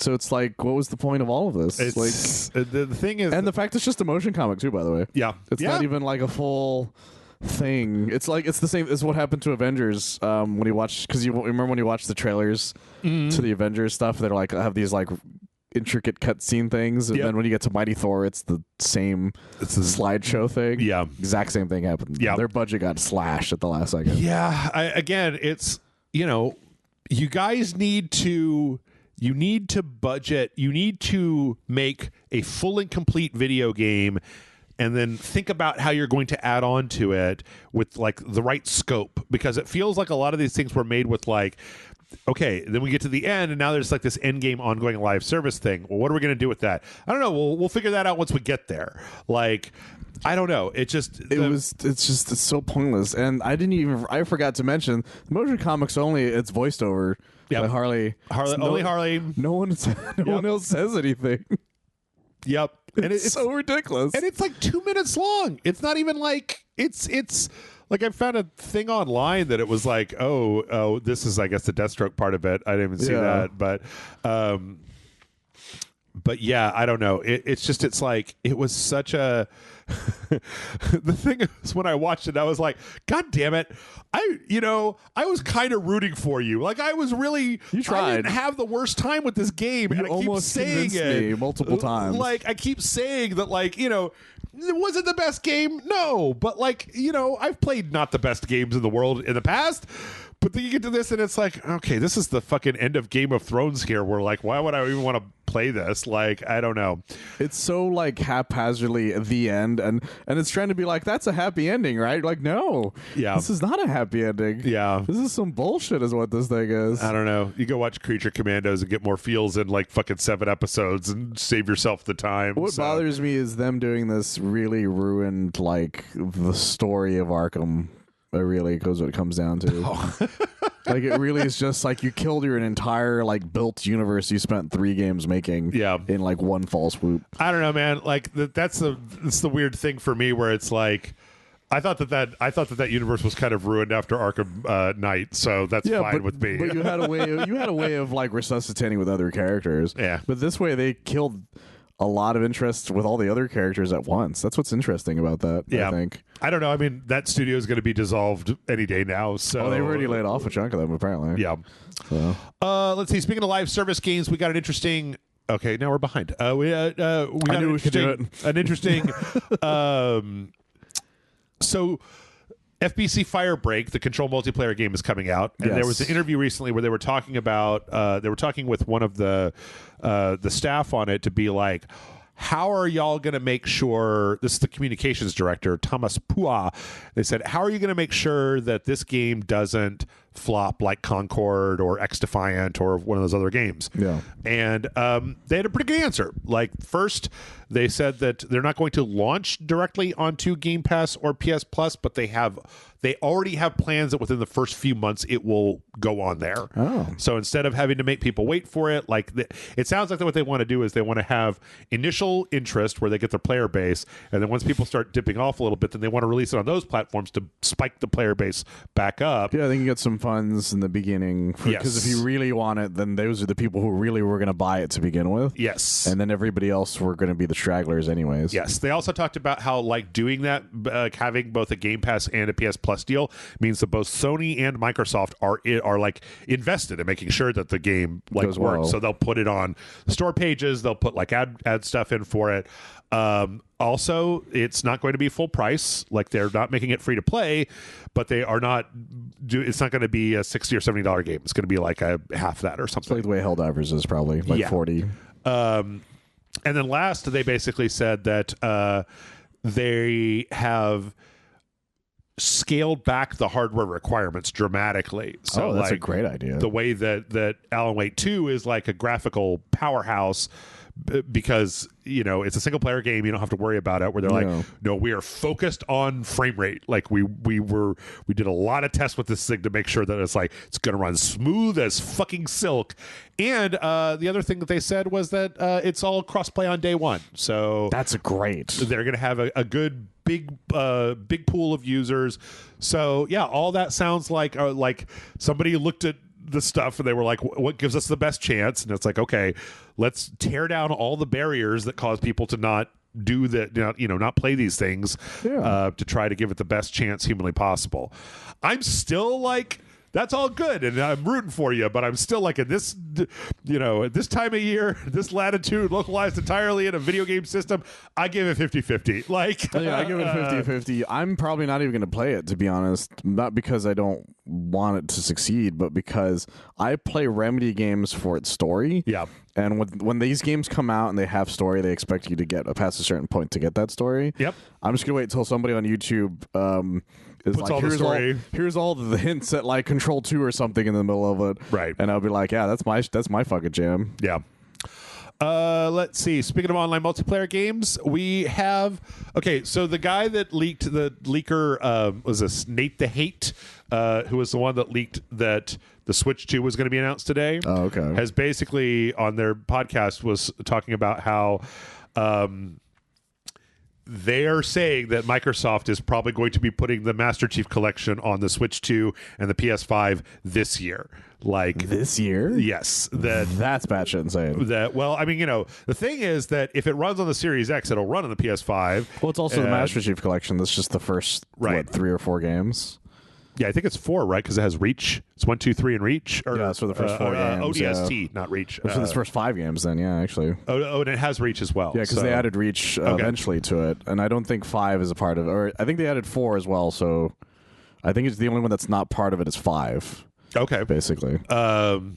Which, like, you know what? This goes back to last year where Phil Spencer and company, they're like, look, man, we're we're in the business of making money, not like console exclusivity isn't making us money anymore. So like putting Master Chief Collection on the PS5 would make them a big chunk of money, right? It would. Like, and honestly, handheld Halo sounds like a fun ass idea. Oh yeah, on the Switch 2, especially if they can make it look good. Yeah, imagine like LAN parties with Switches. Yeah, that'd be fucking fascinating. Yeah. I want to see that. Especially if it had like crossplay. Yeah, exactly. With other people. It'd be super fun. So yeah, I personally have no interest in exclusivity. I'm not bothered by it because I have all the consoles and I understand the business reasons for it. But I think it's an interesting experiment to watch Xbox be the first one to basically, because I think all of those PS5 PC ports were basically Microsoft's fault because they were putting so many of their things out day and date on both the PC and the console, and Sony has been loath to do that, but they're just like, well, I don't know, you can make a shitload of money if you put Spider-Man on Steam. Let's try putting Spider-Man on Steam and see what happens. And it's like, oh, look, a shitload of money. So, well, what's fascinating about this isn't just the fact that it's doing that. This is their flagship baby. Yeah. This is like the last time something like this happened was the first Crash Bandicoot time when Crash Bandicoot was released on like GameCube and Xbox. It was a big deal to a lot of people because kids didn't understand licensing deals and copyright things. They're just like they thought Crash Bandicoot was the PlayStation guy. Right. He's their mascot. There's no way you'll ever play that outside the PlayStation 1 or the PlayStation in general. And then Wrath of Cortex came out for the Xbox, and then eventually the GameCube and stuff. And I remember thinking that was a big deal at the time. Yeah. And then, eventually we understood what was happening because Spyro eventually did the same thing. But then that wasn't a thing for a long time. Yeah. So the fact that Master Chief is going to be on something else other than Microsoft is fucking going to blow people's minds still to this day. It took them forever to just get Halo 2, I think, right? Because they put out the Halo 1 on the PC a long time ago. Oh. And there was like a 15 huge, to 20 year gap before they put the second one out. And then there's an even larger gap for 3. Yeah. And that was only because it came out on the Master Chief collection. Right. Yeah. And so it's like it's a huge deal. And the reason I don't say the reason I say that is because I know he's in Fortnite and Master Chief is on everything else on that. Sure. But that's Fortnite. Yeah. There's a difference between the two. That's a character costume. It's like when you use Ezio in another fucking game. Yeah. Like it's not the same thing. This is the actual game. It's like releasing Super Mario on the Xbox. Like it's not something you expect. And I don't even mean like a new Super Mario. I mean just like any Super Mario game. That would blow people's minds. Think about how weird it would be. I mean, for you even more so because I'm not even much of a Halo guy. But think of how weird it would be to play Halo Combat Evolved and see button prompts with the circle, square, X, and triangle on them, like inside of the game. Did I ever tell you the time my cousin had this weird controller adapter that you let you use a PlayStation controller on an Xbox? Uh-huh. I didn't know what to do. My brain was like, how do I hit the X button? I don't know. Oh God, which X button? I got my ass handed to me because my muscle memory didn't know what to do. Yeah, it was fucking crazy. It's kind of weird because I play. For some reason, the PC version of Elden Ring doesn't have PlayStation glyphs. Does it really? Yeah, it like Armored Core 6 does. You can hook up a PlayStation controller, DualShock 5, and it works fine. But for some reason, Elden Ring doesn't. I have managed to crack that out of my head so that when the screen says A, I hit the X button. Just A means bottom. Oh, okay. Like until you end up on a Switch and then it fucks up your whole brain. Yes, except yes, the X and Y on the Switch really fuck me up. So, let's see. Okay, let's just roll pretty quick through some of these. The PS4 is looking like it might be. This is a very strange article. PS4 might be beating one of the PS2's record, and that record is for how long the console was still getting new game releases. Because we had there's a listing. This is from a Kotaku article that so. The PlayStation 2 launched in the year 2000, and the final game for it came out in 2013. So 13 years. Was that? I don't know. Probably, I think that was like one of the later God of Wars. I bet it was either a Just Dance or a Madden game. To be honest, most likely was one of those two because those were making games for stuff that was long past it. Yeah, so that's 13 years, easy to calculate. The PlayStation 4 was released in 2013. And we are now in 2025, so that's 12 years. Yeah. The difference, though, being that, like in the last year of the PlayStation 2's life, it had one game. This year, 12 years into the PS4's life, there are 22 games coming to the PS4 this year, and they're not even like first-party things. Like that Freedom Wars remastered that I played with Tessa, or. Like a Dragon Pirate Yakuza is going to be on the PS4. That I did not expect, actually. Yeah, So there actually are like Elden Ring Night Rain is going to be on the PS4. So these are all like legit games. Yeah. It's not just like cranking through stuff. So yeah, I looked it up. It was a soccer game. Oh, FIFA? It was Pro Evolution Soccer 2014. Yes, yeah, what it's called. Yeah. So the PlayStation 4 is on track to basically bust that record, and you know what? Of course, like there's so many indie games out there, like what they put out last year. I keep looking at the best games last year. They put out that Slay the Princess game on the PS5, like an enhanced edition. Yeah. There's no reason not to put that on the PS4. That's just money on the table, baby. Well, like they're both PCs. Well, not only that, the Marvel vs. Capcom 2 collection, or the Marvel vs. Capcom collection in general, came out on the PS4, not the PS5. Yep. And so it's still got a giant install base of people using that thing. It's easy, yeah. It's easier to do that instead of keeping them out. That's one of the reasons people still on when you look at a new game that gets announced on PS5, there's always somebody going, "When is it coming out on PS4?" Right. And Jedi Survivor did it. Yep. Which is crazy to me that they even decided to do that. Well, it was funny. The one that always sticks out to me was the Cyberpunk 2077 DLC was only for current gen. Yeah. Like the game was still released and they did all that work to make it work on the PS4, the Xbox One, Xbox Series. No, Xbox One was the... Which one? Or for the Cyberpunk? What was the one before? What was the PS4 Xbox? It's just the Xbox One. Xbox One. Okay, yeah. But the DLC, no. Yeah. It was like, oh, okay. And that one's weird because it's both, whereas with Horizon, that one kind of made sense. Yeah. So, yeah, we'll see. We'll see what happens. Let's see. Bad news for Sony PC players.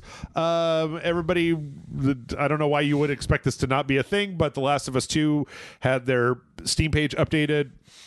Last of Us 2 on the PC is going to require a PSN login. I mean, they seem committed to this. Like, I know that PC people don't want to do this. No. And I don't entirely understand it because I log into like 16 different things on my computer and like, yeah, brah, just got to type in a password to play a video game. And it's like, fucking whatever. I don't know. I don't get it, but I respect your right to be mad about it. But the thing is that there is zero indication that Sony is going to stop doing this. No. Like, at all. And they don't really have a reason to...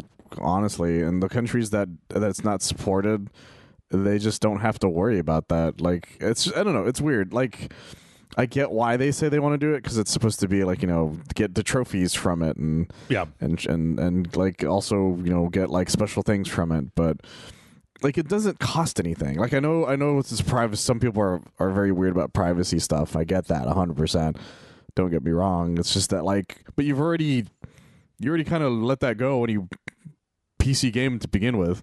Like, unless you're PC gaming illegally 99% of the time, doesn't really matter. I mean, I don't really understand. Like, to me, it's a simple equation, right? I don't want to create a Sony login. Okay, then don't play The Last of Us 2. But I want to play The Last of Us 2. Well, then you have to create a Sony login. But I don't want to create a Sony login. It's like, you see the problem here, right? Yeah. Like, it's not like they ask you to pay them more for it. Yeah. It's a single thing. It takes what, like 5 minutes at most. Some people don't want to do it. Like there were people who just get real incensed about that sort of thing. That's just like, I'm not going to log into anything else besides a thing. And I personally am like, I'm logged into so many things. I couldn't look at the fucking story about Marvel Rivals mods, and I couldn't even look at the mods unless I logged into Nexus mods because one of them was Venom Dong, and it's like, of course it was, Jeff. Okay, of course it was. So I don't know. I have to log in everywhere, but hey, that's just all I'm saying is that I don't think, unless you guys can figure out a way to make everybody not buy it, to make it like people who've wanted to play The Last of Us 2 for a long time, and they're just like, but here is where I draw the line, so I will not buy it. Traditionally, gamers have not been good at this. No. So if you guys can do that, then you might be able to change Sony's mind. But the only way you're going to be able to do it is if you make the PC release of The Last of Us 2 an abysmal failure that makes Sony rethink this. If nobody buys it and they all say why, but if everybody just goes onto Twitter and is mad about it, then they just go buy it the day it comes out, well, then what the fuck? Like, Sony doesn't care if you're mad on Twitter. They care whether you give them money. So you give them money, then... Yeah, Helldivers 2 happened because of that. Yep. It was a money thing. Yep. So, yeah. Yep. Speaking of Helldivers 2, we got the news last week that Helldivers 2 is getting a movie. Yes. And this week there was an interesting the Shams Giorgiani guy. They were talking on the Helldivers 2 Discord, and it's funny because I had this exact idea last week where they were like, "Well, what would you do with your Helldivers 2 movie?" And I'm like, I would get as many celebrities as I possibly could, and then I would introduce them and then kill them off within like the first 4 minutes of them being on screen, and then like maybe have somebody that's on screen for like 10 minutes. You're like, oh, they're the real one. Nope, they're dead too. Like, and by the end of the movie, nobody is left alive. Everybody's dead, but Super Earth survives. I want that because I love whenever that happens in anything. Yep. Like when the Suicide Squad did it, I thought it was the funniest goddamn thing. When the other guys did it, it's one of the funniest scenes of any fucking movie I've ever seen. Deep Blue Sea with Samuel Jackson. Yeah, Deep Blue Sea. Hell, I even love when Executive Decision did it with fucking Steven Seagal. Yes. Kind of thing. And like, and he's not even that big of an actor now. And so it's like, yeah, of course do that. That would be the funniest thing ever. Did you know that's what they wanted to do with Lost originally? Oh, just keep killing people off? What they wanted to do is because at the time Michael Keaton, I guess at the time, was still a big name. Yeah. They wanted to get Michael Keaton and have the show be like, he's the main character for a while. Right. And then, because you remember in Lost, the guy gets sucked into the jet engine? Yes. And then it explodes. They wanted it to be Michael Keaton's character to be like, nobody's safe kind of thing, because you're expecting Michael Keaton to survive the whole show. Yeah. So, yeah, that would be amazing. I would love to do that. Yeah. Please do that. Now, of course, they were quick to clarify that, like, we are not actually the ones making this movie. It is not our decision. It's not what happens. But you should at least give them that note to see if they'll say yes to it. Yes, but I like the idea of like, I think there are a lot of celebrities that you could get that aren't doing shit, like Casper Van Diem. Yeah. Just be like, Casper Van Diem, you're not doing anything. Fly out to LA for 3 days and get killed in the Helldivers 2 thing. Like, the very beginning of the movie is the fucking first Helldiver takes off his helmet and it's Casper Van Diem. And he's like, for super. And then his head explodes. And then the titles come up. And then, just keep going from there. The best thing is they don't even have to do that. Fly people in. They can just be in a spot where everybody's at, like Vancouver or something. Right. They do all their shows. Like, hey, do you got like 2 hours? Yeah. Like, just get in this outfit real quick and then we'll explode a random guy in the outfit. It doesn't have to be you. There's a lot of actors that would just do that for fun. They would just be like, man, I'm not doing anything. Yeah, and some would do it because it would count towards their fucking insurance requirements. Sure. For their acting stuff. Yeah. They would love that shit. So, yeah, because I think that, like, the worst thing that Helldivers 2 movie could do would be to take itself seriously. No. Would be to be serious. It needs to take itself seriously, but it needs to be fucking ridiculous. I don't need Saving Private Ryan. Right. But I need the seriousness of Saving Private Ryan. Right. I need you guys to be taking this seriously, and I'm going to be rolling around on the floor laughing the entire time. Exactly. So, yeah. And with that, you know what? We've fucked around long enough that we've managed to fill the time. So we're going to take a break. When we come back, we got a bunch of videos. Stick around, and we'll see you in just a minute.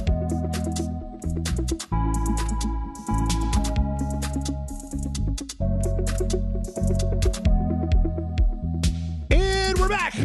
And that means it's time for trailers. So many trailers, guys. Yep. There's more trailers than news. We're going to start with, we got the full Until Dawn movie trailer. There was a teaser that was on my list, but this was one of the ones that got swapped out. So it appears that this is going to be very different than the game. Very different. Sort of. This is... it appears it's like a Happy Death Day situation where, like, according to the trailer, it's like they're going to this cabin where the character's sister disappeared, and basically they all get murdered, and then they all come back to life the next day, and it turns out that there's, like, you can only do it a certain number of times, and, like, the first time that they get murdered, it looks like it's by the mask guy from Until Dawn. Like, even though he was more of a Saw figure than anything else, but he was also, I don't want to say it, but he also wasn't like the main. Right. Like, there were multiple things going on in that game. Yes. So, and like, I feel like some people are not happy about this. I've seen a few people already upset. I'm not so tied to the story of Until Dawn that I'm not like, because the idea of having it be this kind of time loop, like, restart thing, that does kind of factor into the, like, video game nature of Until Dawn and having different different playthroughs with different events that happen. So I just think that, like, it's from the director of something that it was like, I forgot. It was like because it was like throwing it all over it, because they're like, oh my god, it's the director of this David F. Sandberg. Oh, he's the guy who made Shazam. Oh, but he also did a lot of horror movies like Annabelle and and Lights Out, like Lights Out and Annabelle. And I was like, because he's actually a really good horror director. That's why when you watch Shazam, there's random horror ass moments in it. Yeah, he also made that second Shazam movie that was fucking terrible. That was not good, apparently. So this isn't the sort of horror director. This isn't the guy that I would have wanted for this, because I don't necessarily like the movies that he's made, but I'll still give it a shot. Like, I'm like, the concept is interesting. Yeah, that's the thing. This is actually a legitimately interesting concept for a horror movie. Yeah. And like there's some stuff in here that makes it seem like like a little bit more like Cabin in the Woodsy, maybe kind of meta with different types of monsters that you're seeing. Like like it's not just one thing that they get killed by. That's the only issue I have with the trailer, is that it seems to be showing some stuff that might be more surprising if you don't watch the trailer. Yes, yeah, but like there's some iconography from Until Dawn in it. Like that's the only other thing I can say about it. Yeah, and it also. It fucking does that's the name of the movie moment in the trailer where the guy says, "We just have to survive until dawn," and it was like, God damn it, say the thing, say it. It just made me laugh. Also, Peter Stormare's in it. Yep, even if he's probably clearly just going to be the beginning. Yeah, I'm cool with that, because at least I like Peter Stormare and I wanted him to be in this in some way. Yeah, I don't know. I'll definitely. I think it's one of those ones that I'll keep an eye on, and if it doesn't get terrible ratings, actually, if it gets really bad ratings, I'll watch it, and if it gets good ratings, I'll watch it, but I'm not watching it if it's mid. I don't want to watch a mid version of Until Dawn. No. I will watch a really bad version of Until Dawn, because that can be fun. Yeah. But there's some friends that are just they're just like, I love that story. I'm like, really? Yeah. I don't know. Maybe it's just because I played so many of their games that I've seen so many different versions of their storytelling. And they've never been like direct sequels to each other. They're all different things. Yeah. If you guys ever get a chance, please watch the playthrough that Jeff did with Brian of all of Until Dawn, because the funniest thing happens at one point that I won't spoil. Yeah. But it made me laugh so fucking hard. Let's see. It's funny because we had another one where NetherRealm put out like this competition trailer for Mortal Kombat that had a little bit of footage of the T-1000 and Conan, but then like right before we started recording, they just put out like the full Conan the Barbarian actual gameplay I haven't trailer. seen this, actually. So I was in the middle of work. It's interesting. I mean, the thing is that unlike a lot of other characters, well, one, I realize that I'm not as familiar with Conan outside of the thing that he says about the lamentations of the women. Oh, okay. Also, like, Conan is just like a sword guy. Like, that's his whole thing, is the big sword. Like, so, you watch this gameplay trailer and most of his moves are versions of slashing somebody. Whereas, and there's nothing there's nothing bad about that or anything. No, you just expect more from when you hear Conan the Barbarian. You're expecting some more like wrangling type things, because I know he uses other weapons. Yeah, it's just that they're very much about him being like the sword and sorcery type character, instead of what other uses of barbarians would be. That makes sense. So I mean, like everything in Mortal Kombat, he looks great. Like, he looks fantastic. Is it the same impersonator guy they got the last time? I don't know. I can't tell. You know me. I can't tell voices. He sounds like Conan the Barbarian. Like, that's all I know. So, I remember it took me some getting used to get used to the Arnold impression. Yeah. So I'm hoping that's a decent one this time. Yeah. So there is one where it's like, I don't know what this is, where like it looks like he can get downed, and then like there's thing's trying to take his soul, and he like knocks it off, and then you get like a second wind kind of thing. I haven't seen the movies in a long time, because he's clearly based more on the movies than he is the books, whatever the books and the comics and stuff are. Yeah. But yeah, I don't mean, like, I don't know. We could skip here to the fatality. I don't know if this is a reference to the movie where he puts them in this soup and it melts them, and then he pulls out their skull. I don't know if that's the end of the first movie or the end of that. It's clearly from something. Like, I'm just not as familiar with the Conan movies as I'm not, as the Terminator or as the Terminator ones. Yeah. Or even Scream, for that matter. Like, that had a lot more like meta stuff in I appreciate that his animality is just the bull. Yeah. Yeah. So yeah, that's coming out pretty soon. So let's see from there. Speaking of fighting games, we got the full gameplay trailer for Mai from Fatal Fury in Street Fighter 6. Oh, nice. You gooners. I know you people. It's funny because I was like, I don't really know that much about Mai's moveset. Most people don't, to be honest. I don't, because I never really used her. She got like fire. Because I didn't want people to judge me. Yeah. I mean, just like everything else in Street Fighter 6, she looks cool. I don't really know you know, I don't know what the implications are for the meta, because I don't really know enough about how Street Fighter 6 works to be able to say one way or the other. Same. I have actually haven't touched my Street Fighter 6 in a long time. I do know that her fan attack, it's like it hits and then it bounces and it hits again, and it seems from this trailer like her projectile can like go through other people's projectiles, like it can cancel them out, kind of. She does look amazing too, by the way. Like her moveset and everything still looks like what I'm used to, and she has the same original pose she does. Yeah, where she's putting her cleavage in your face. So good luck for you guys. Yeah, like there's one with her like showing her projectile basically like superseding Ryu's fireball. So yeah, I mean, like it looks great. Like I think that Street Fighter 6 has been generally speaking an unqualified good game. Like she looks like she has her new outfit from the new game, the new wolves, the new Warriors, but it also has the classic one again for you guys. You know who you are. Even though, as I've said before, and I will say again, there is no way that she can move around the way she is moving and have that top stay where it is. Oh, she has back problems galore, minimum. So, but yeah, looks good. Looks like a good addition to the roster. Let's see. Now we got a full. We're just going to gloss over this a little bit, but we got a full direct for Like a Dragon last week. There was just a 10-minute video. It was all just about the pirate game, obviously. I love that Nintendo Direct just let everybody call everything Direct. Right.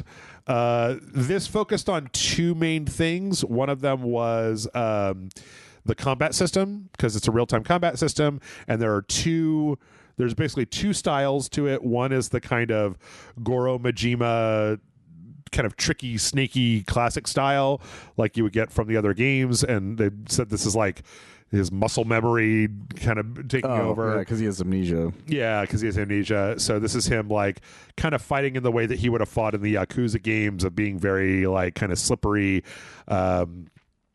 And then the other one is basically like full on pirate regalia, where he's got the two scimitars, swashbuckler, One Piece ass movesets. Yeah, he's got like a musket for shooting people, and all kinds of crazy stuff. And then there's also apparently some like summons where you can summon he's got like a series of instruments that he can use to summon different types of things, like a giant shark or a giant jellyfish or a giant monkey or a giant parrot that will then just come onto the battlefield and start attacking dudes. Sure, why not?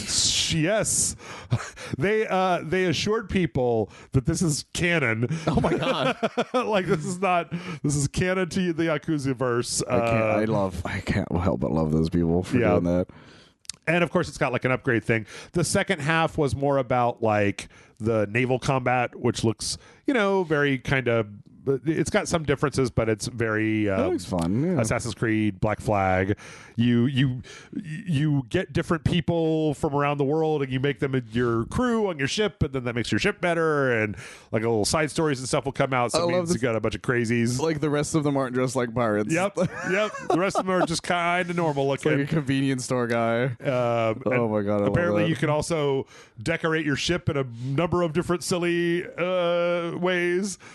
Guy Fieri flames or Hello Kitty pink sails. I love everything about this game. I want to know who all the other people with the pirate ships are, because they're not like new yachts or anything. They're like old timey pirate ships. Yeah, in the like off the shore of Hawaii. I like that, something like that. Yeah, there was a thing in here where it's like you could get just a rocket launcher. And you could just shoot people from the crow's nest with a rocket launcher. Holy shit. But yeah, I mean, you can go watch it for more information, but it's a whole. It's a bunch of craziness, man. This is going to be very well received, I feel. Just a bunch of insanity. Just a bunch of, like, half of Yakuza is overly serious and very, very, like, dramatic. And the other half of Yakuza is just fucking redonkulous. Like... It's like Japanese Twin Peaks. Goro Majima's sidekick in this game is a tiger cub, and that tiger cub is voiced by the guy that voices Ichiro in Yakuza Infinite Wealth. Yeah, what a crazy idea. There's also a shitload of mini games and dress up and all kinds of stuff that you can do, and there's like base management and stuff. They also announced that because they heard from the fans. Do you remember in Infinite Wealth, New Game Plus was a DLC add-on that was paid? Oh, I forgot about that. Yeah, they announced that the New Game Plus for this game will be just included with it. It will be a download later type of thing. I don't think it's launching with that, but they're not going to charge extra for it. So yeah, it's always weird when that happens. It's very rare. Yeah, for them to charge. It's a bad precedent, right? It's a terrible precedent. It's just like that is a feature that is in games that doesn't cost money. Exactly. So don't take it out and then make it cost money. If anything, like the ones, like the middle ground is the ones where they're like, if you do New Game Plus, the game's harder. I'm like, man, don't do that to me. Yeah. This is my victory lap, motherfuckers. Yeah, I hate it when the Arkham games did that. Like, you can do New Game Plus, but you don't have the warning sign for when you get attacked. I'm like, fuck you guys. No, that's what all the Souls games are. That's why I always just restart instead of doing New Game Plus. And people are like, I'm on New Game Plus 6, and I'm like, why? Fuck that. People are crazy. So, but yeah, go check it out. 10 minutes of Pirate Goro Majima. Good stuff. We also got, as far as gameplay trailers go, we got a 7-minute long gameplay overview for Atomfall, the game that's being made by Rebellion, who made the Sniper Elite series, where you're in this kind of like this alternate history 1960s British village where there was like a nuclear apocalypse and they're quarantined. We weren't sure what to think of this at the time. Yeah, I'm not gonna go over it too much, but it seems like they're leaning really hard into this kind of like morality where you can like fuck people over or you can side with certain factions and you'll get different outcomes depending on who you're in league with. So it's got a lot of the Fallout DNA in it, is what you're saying. It seems like a kind of a Fallout BioShock kind of hybrid where like it has a melee combat component and then like guns but with very limited ammo, and there's kind of this like old school like robots and weird cults and stuff like that. This is fascinating. Yeah, it looks pretty cool. It looks pretty interesting. So I'm very interested to find out what this is like. I was kind of watching it, and then at a certain point I stopped because I was like, yeah, I just want to play this. Like, it looks really interesting. You've sold me. And it's going to be on Game Pass. So, okay. Like, this game's going to do great, I hope. I hope too. I want new and interesting stuff. And like 2025 seems like we've got a lot of interesting stuff coming down the pike. Don't fail me like that other Atom game that ended up on this thing. Oh, yeah. God damn, that was a fucking disappointment, Atomic Heart. Atomic Heart, yeah. Such a massive disappointment. Yeah, so that's March 27th is when that's coming out. Let's see. We also got a nutty trailer for Revenge of the Savage Planet of like... The trailer is called Slappy's Den of Fun, and it appears that this is like a children's toy robot called Slappy that was recalled because it had murderous tendencies. Oh, jeez. And on the Savage Planet where you are, there's one of these things that is set up like a lair, like an evil lord. Oh my god! And is making you kind of do like combat challenges and stuff. Real big. Who's that? Professor Genki from Saints Row vibes to me. I can see that, yeah.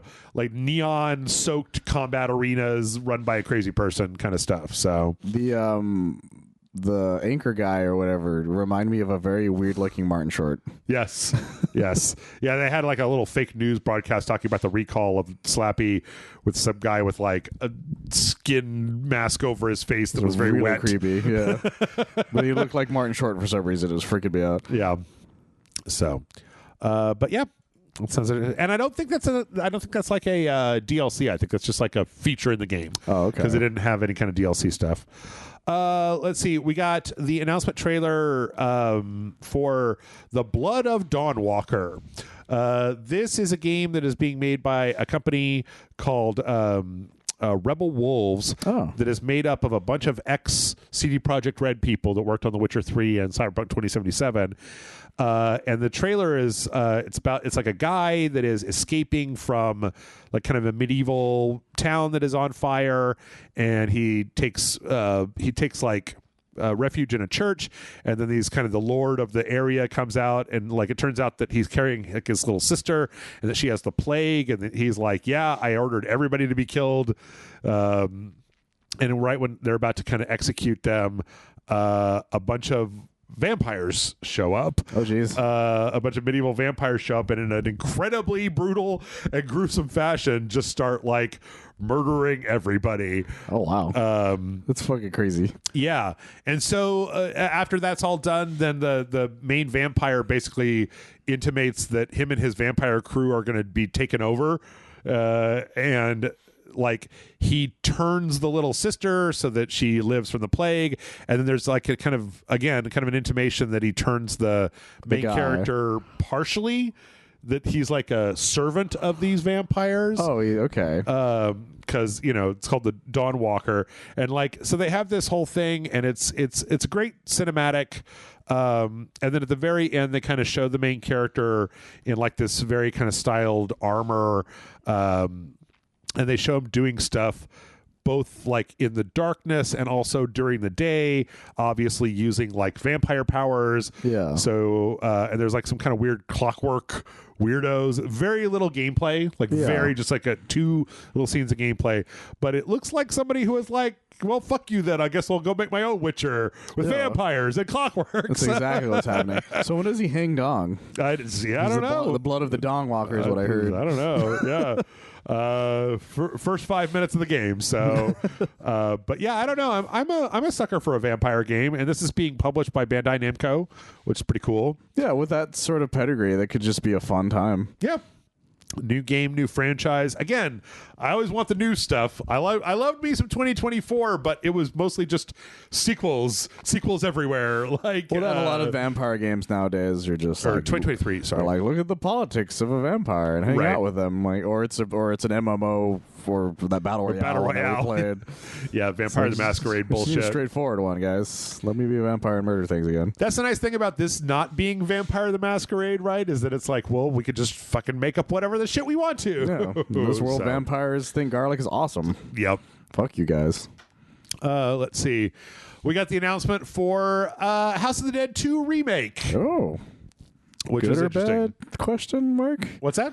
I was like, I don't know if this is a good or bad thing, considering. I mean, it looks like just House of the Dead 2, but the same cheesy ass thing. The only thing I don't really like about it is that the like, why don't we have light guns? I was about to say, like, how does that work? You just use the D-pad to move the crosshair around. Because I was thinking, like, okay, listen, I have a PS5 and I have a PSVR 2. Can I use the motion control VR thing that has a trigger on it as a light gun, please? Like, well, I remember one of the issues when because they did a House of the Dead re-release at one point. Yep. And it was terrible because of this. It was the Wii, if I remember correctly. Oh, and yeah. It couldn't like handle pointing correctly. Yes. Like, that's the whole thing about whenever they release like light gun games. It's like, yeah, but like the fun of it was having the gun. Yeah. So, yeah. And like, how hard is it to make a $25 plastic gun accessory? Like, it comes down to how it used to work on older televisions. Well, yeah, but now we've got the accelerometers, man. Those things are cheap. You just pull them out of old cell phones and shove them in a piece of plastic. I don't know. It's difficult. Like, I hope to see there's something that makes it possible, or maybe because PlayStation controllers have motion control to them, so maybe that can help with a little bit. But but even then, you would just be moving the controller. Yeah, it doesn't feel right. You're not holding it the way you would be holding. I guess you could just hold it with one hand. Yeah, but it still doesn't feel right, though. Yeah. Could you just sell me half a PS5 controller? I'd be cool with that. Well, that's what the PSVR, not the VR, the moves, not the move. What the fuck is it called? The disability one, the disability controller. Because you can play it with one hand. Yes, you could probably figure out a way of customizing that to make it work. Sure. Yeah, that's coming out spring of 2025. It's only apparently announced here for PS5 and PS4. This is one of the ones that was on that list of the 22 games. Was this? That's fucking weird. So, let's see. Speaking of spooky horror stuff, I don't know. Again, we didn't have a lot. The trailers were also kind of a strange one. We got another. This is a trailer for SCP Fragmented Minds, which is another kind of SCP game. Last year we played the Go Home Annie. I had a lot of fun with that. That was really interesting. This one seems like it's a little bit more involved, like it's a kind of giant area with like dinosaurs in it. So I don't know if that's a specific SCP that they're talking about. Most likely. But it is nice to see that the SCP Foundation stuff keeps trucking along. There's still enough interesting thing in SCP that you could do that forever if you wanted to. Yeah, just pull interesting SCPs and then like spin out an entire game from them. Yeah, it also looks like it's using, Unreal 5 or new Unity or something. Like, it looks good. Yeah. Like the overall graphical fidelity looks pretty good. So, yeah, I don't know. Maybe check it out at some point. Coming to early access at the end of January. Who knows? Let's see. We also got the launch trailer for Age of Darkness Final Stand.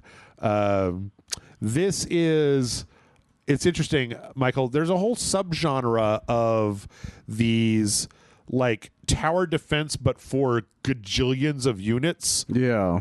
Games. I think the first one there was that game called like We Are Billions or something like that. Something like that. I remember that one. But there's been a bunch more that have happened since then, where it's like, the tower defense where like there is infinity enemies and they get harder and you just have to like kind of figure out how to get through it. This one looks pretty good though. Like, I saw it on Steam when I was looking at games to play this week, but I've never really played one of these before with this kind of huge amounts of units. So, and it's got like a co-op mode. Yeah, you can play it co-op and send units to each other. I don't know. I think it always concerns me because just the idea of like, and then there's just going to be infinite dudes coming at you. Yeah, because it's one thing when you do that when you're on the ground per se, like the way like Warhammer, when you do a Space Marine, like when you're on the ground and you're killing these things. There's something exciting about that. Yeah, but there's something unnerving about when you're seeing it from like a helicopter view and you have to control how to get rid of that many things. Yeah, it's stressful. Yeah. Yeah, I don't know. I've never tried one. Maybe this will be the one. Maybe I'll try this one at some point because I think it's got pretty good reviews on Steam as well. So yeah. But yeah, that's Age of Darkness Final Stand. It also looks like it's got a pretty good budget. Like, it looks good. It's got some story stuff to it. So yeah, it could be good. Let's see. From there, we got the announcement of Moroi. I thought this was a Devolver game, to be honest, but I think it's this Good Shepherd is putting it out. So okay. This is like a top-down kind of Diablo, or not Diablo, but kind of a top-down, like almost like a twin-stick shooter, but in a dark fairy tale land with twisted weirdos. That could be kind of neat. It looks fun. It looks like a real action-packed. Yeah. Again, it's kind of got that twin-stick vibes to it, but maybe like it's been more a while melee. Since I played one like that. Yeah. They used to be all the rage in the 360 days. Oh, hell yeah. Also, Twisted Fairy Tales. Guys, you guys know that, like, you guys can make them too. It's not just American McGee, right? Yeah. Like, that all of this stuff has been, in public debate for a long time. Yeah. So, yeah, looks interesting. What was the Devolver one then? Hold on, I don't have time for this, but I want to know. Devolver Digital on YouTube. Oh, it is them. Okay. It says, it's like a the video on their channel. It says, from our good friends at Good Shepherd Entertainment and developer Violet Saint Moroi. So it's like they're cross posting. They're just like, okay, that makes more sense. Yeah. So, let's see. From there, we got the Kickstarter trailer for Chernobylite 2 Exclusion Zone. This is another Chernobyl kind of FPS game. Yeah. Chernobylite came out like 2 years ago or 3 years ago at this point, maybe, where it was kind of a stalker-esh first person kind of open world. I think there's a little bit more emphasis on non-punishing combat. Also, one of the things that's interesting here is that there's a bunch of different classes. Like, you can kind of be like a machine gun guy, or like a wizard guy, or like a sniper guy. But then apparently you could just at a moment's notice like switch between realities and change your classes up. So it doesn't look too bad. But yeah, they're currently doing a Kickstarter. And I think that first game got pretty good reviews. I always thought about looking at it, but I think when it came out, there was just too many other things sounds right that were going on. So yeah. I wonder how much they've made. Let's look it up real quick. Chernobylite 2. Did you ever go back to? Did you ever play Stalker? No. No. I never. It was too much. I was like, I'm not coming back to this. Wait, where's the? Because every time we tried, I was just like, this is just. I'm just gonna get my ass beat. I don't have time for this shit. Yeah, I kind of want to wait for it to be like done. Oh, so they are $80,000 to their $97,000 goal. Right, and they still have like a month left, and they've got 27 days left to go. So I think they'll be fine. Yeah, I think it's just not enough people know about it yet. Probably. Yeah.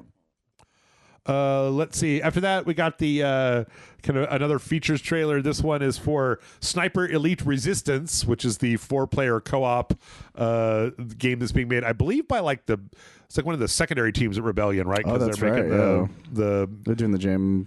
No, wait, no, not them. They're making that the game we just talked about. Adamfall. Yeah, it's like we just talked about it. Yeah. But yeah, this is the online co-op non-zombies. Game that's coming out at the end of this month, which is why it was surprising at the time. Yeah, where you get to play as the sniper elites. You remember there was one of these before because they have an invasion mechanic like Dark Souls. Oh, that's where right. people can invade your game as like enemy snipers who then can just take you out at a moment's notice. Which is crazy shit. Because they show it in this trailer that it's going to be in this one as well, but then they put like optional. Thank God for that. So people would be very upset. Yeah, but this is coming out is it January 27th, I think, or the 30th, like right at the end of the month. So January 30th. Okay, that's pretty cool. And it looks pretty cool. I'm kind of amazed that the Sniper Elite games keep getting made. I like them, but I've never finished one of them ever. I don't know anyone who's actually played these games outside of Let's Players. Yeah. And then there's the zombies ones where they're up to Nazi Zombie Army 5 or something. And there's been a lot of those. Who is making all of these? Who's buying them all? I don't know. It's a good question. Let's see. After that, this is stupid, and I want to put it up because it's stupid. World of Tanks X Rambo. Oh my goodness.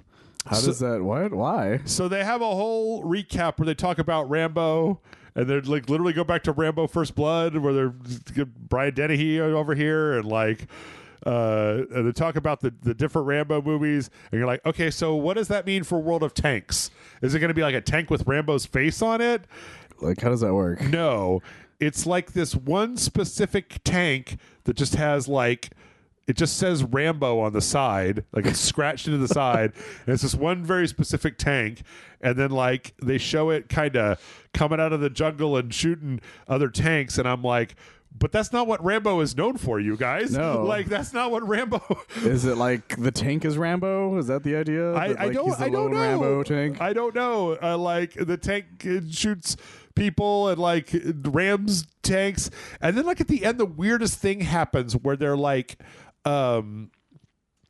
also, you can unlock decals of all of the movie posters and styles for the different movies and also characters. And which characters do you think you can unlock, Michael? From Rambo. The Colonel? Colonel Troutman. Yeah. No.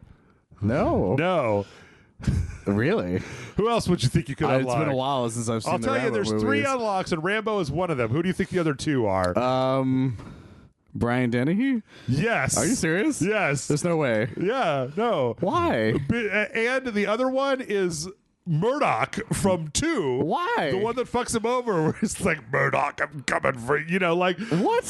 Why would you want to be Brian Dennehy? These are the bad guys in the Rambo movies. Brian Dennehy was just a shitty sheriff. Yeah. Why would he have a tank? You know what? Never mind. But also, you could get Troutman and the lady from 3 as premium bundles or whatever. Okay, so they're there, but they're not okay. They're not part of the main You have to buy them. Yeah, that's stupid. This is stupid. You can buy them all at once.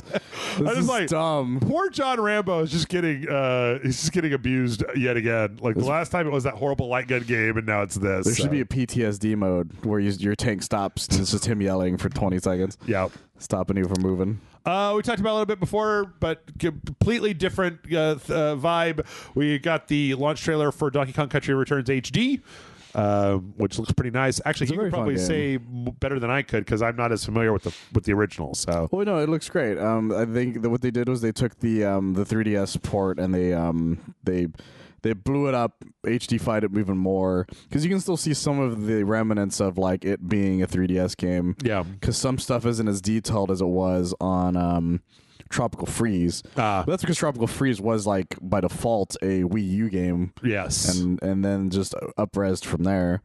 So I think it looks great though. Either way, like I'm not saying it's like, oh my god, it looks so realistic. Like no, it looks like a great version of this game. And if you've never played it and you don't have a 3DS because you can't buy it on digital anymore, right? This is the only way. This is the best way of doing it. Okay. So yeah. Let's see. We also found some. There was announced some DLC for Little Gator Game, which was a strange thing because that was like a, that was the game where you played as a little brother that wanted to go play Zelda with his big sister who was like tired all the time, and so it's kind of like a Zelda game, but like kids in the forest hitting stuff with like cardboard swords thing. Yeah, they're having you use their imagination kind of thing. Yeah, and so this is a DLC where you go into like a cave and you play like another little section inside of this cave. So that's kind of fun, at least. Yeah. That could be a good time for peoples who are playing it. Also, I think that this also then coincides with the PlayStation release of the game. Oh, okay. At the same time, so kids will love this. I think ? I'm not sure anymore. It was very well received when it came out. It was a fun game. Just a little too. It was not my speed, but I could see for anybody that was looking for like a charming game. I'm not looking for a charming game. I want violent games full of blood and guts and gore. So. I don't have time for charm anymore. Yeah, because charming games are like. They're never like exciting. Yeah, it's just like I don't really. My life is charming now. I guess that's fine. I don't need this. Well, speaking of semi-charming games, we also got the announcement that Party Animals is coming to the PS5. Oh, okay. Which was a very fun game that Tess and I played. So it's just gang beasts with animals. Yeah, but they're very cute animals, and it's great. So as long as it's fun, that's the thing. Coming soon to the PS5. Let's see. We also got the announcement of some new Power Wash Simulator DLC. Oh, hell yeah. And this one is Wallace and Gromit. So, that was the thing I didn't mention, that I watched the new Wallace and Gromit as well. Oh, yeah. Yeah, I've been thinking about looking at that. It's a fun time. Yep. I highly recommend it if you like Wallace and Gromit. Yep. Watch the original one before it. It makes it for an even more fun time. Because it's a sequel to one of their other stories. Oh, okay. Yeah. Anyway, I that Shrek DLC that I wasn't interested in. Yeah, I bought it. I played it. I beat it. I was like, I just need more Power Wash Simulator. Did Donkey show up? The indication was that the reason that the swamp was covered in like glitter and not dirt was because Shrek had asked Donkey to watch his house while he was away, and he had a huge party with all the fairy tale creatures. So he just needs it to. Okay, and then, so like funny. At one point, he gets upset that you might be cleaning it too much. He's like, "Can you make it a little bit more dirty?" So that's so funny. It was that, and then it was the honeymoon house that they were in, and then it was the fairy godmother's lab. Oh, and then like the entryway to Duloc. With all the like houses and stuff. So that's fun. Yeah, there was a pretty fun mole pack. Let's see. And then last but not least, or actually, no, we got one more after this.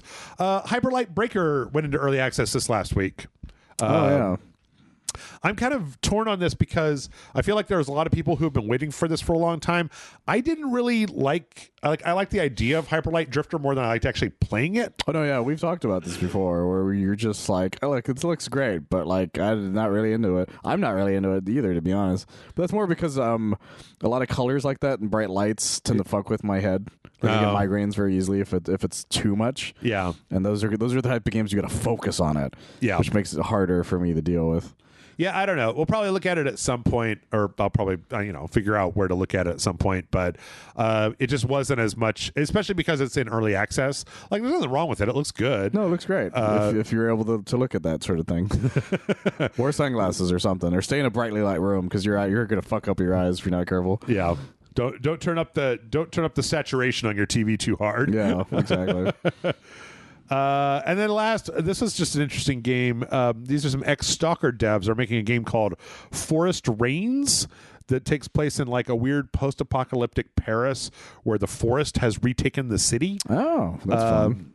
But the forest is like sentient and has like a will of its own and is kind of like helping you out. So it's like a first-person shooter, but they show a bunch of different places where like the characters are able to basically use like the way that the forest grows to create cover, or like they show forest growing and then there's like these like pustules, and when you shoot them it like explodes. Oh, okay. They show some points later on where like vines in the environment will like pick up characters. Again, this to me is kind of in a similar vein as something like the Atom Fall or like Atomic Heart kind of thing, where it looks like a strange take on a first person shooter that's kind of interesting, where it's like, yes, me and my trusty gun and the trees. It's like a poison ivy shooter. Yeah, exactly. That's fun though. I love that idea though. That's a great fun idea. It also has some really interesting iconography because it's all like Paris but treeified, like weird kind of like plant stuff going on. So that's crazy. Yep. Interesting concept. Definitely an interesting one. Also, the idea that it's being made by ex-Stalker devs, and it's just like, well, just don't make it too hard, you guys, and I'll totally play your game. That's true. You got to tone it down, guys. Yep. All right, let's wrap it up with a few more announcements. We are probably going to be getting some new Echo the Dolphin content soon. Oh, sweet Jesus. Yep.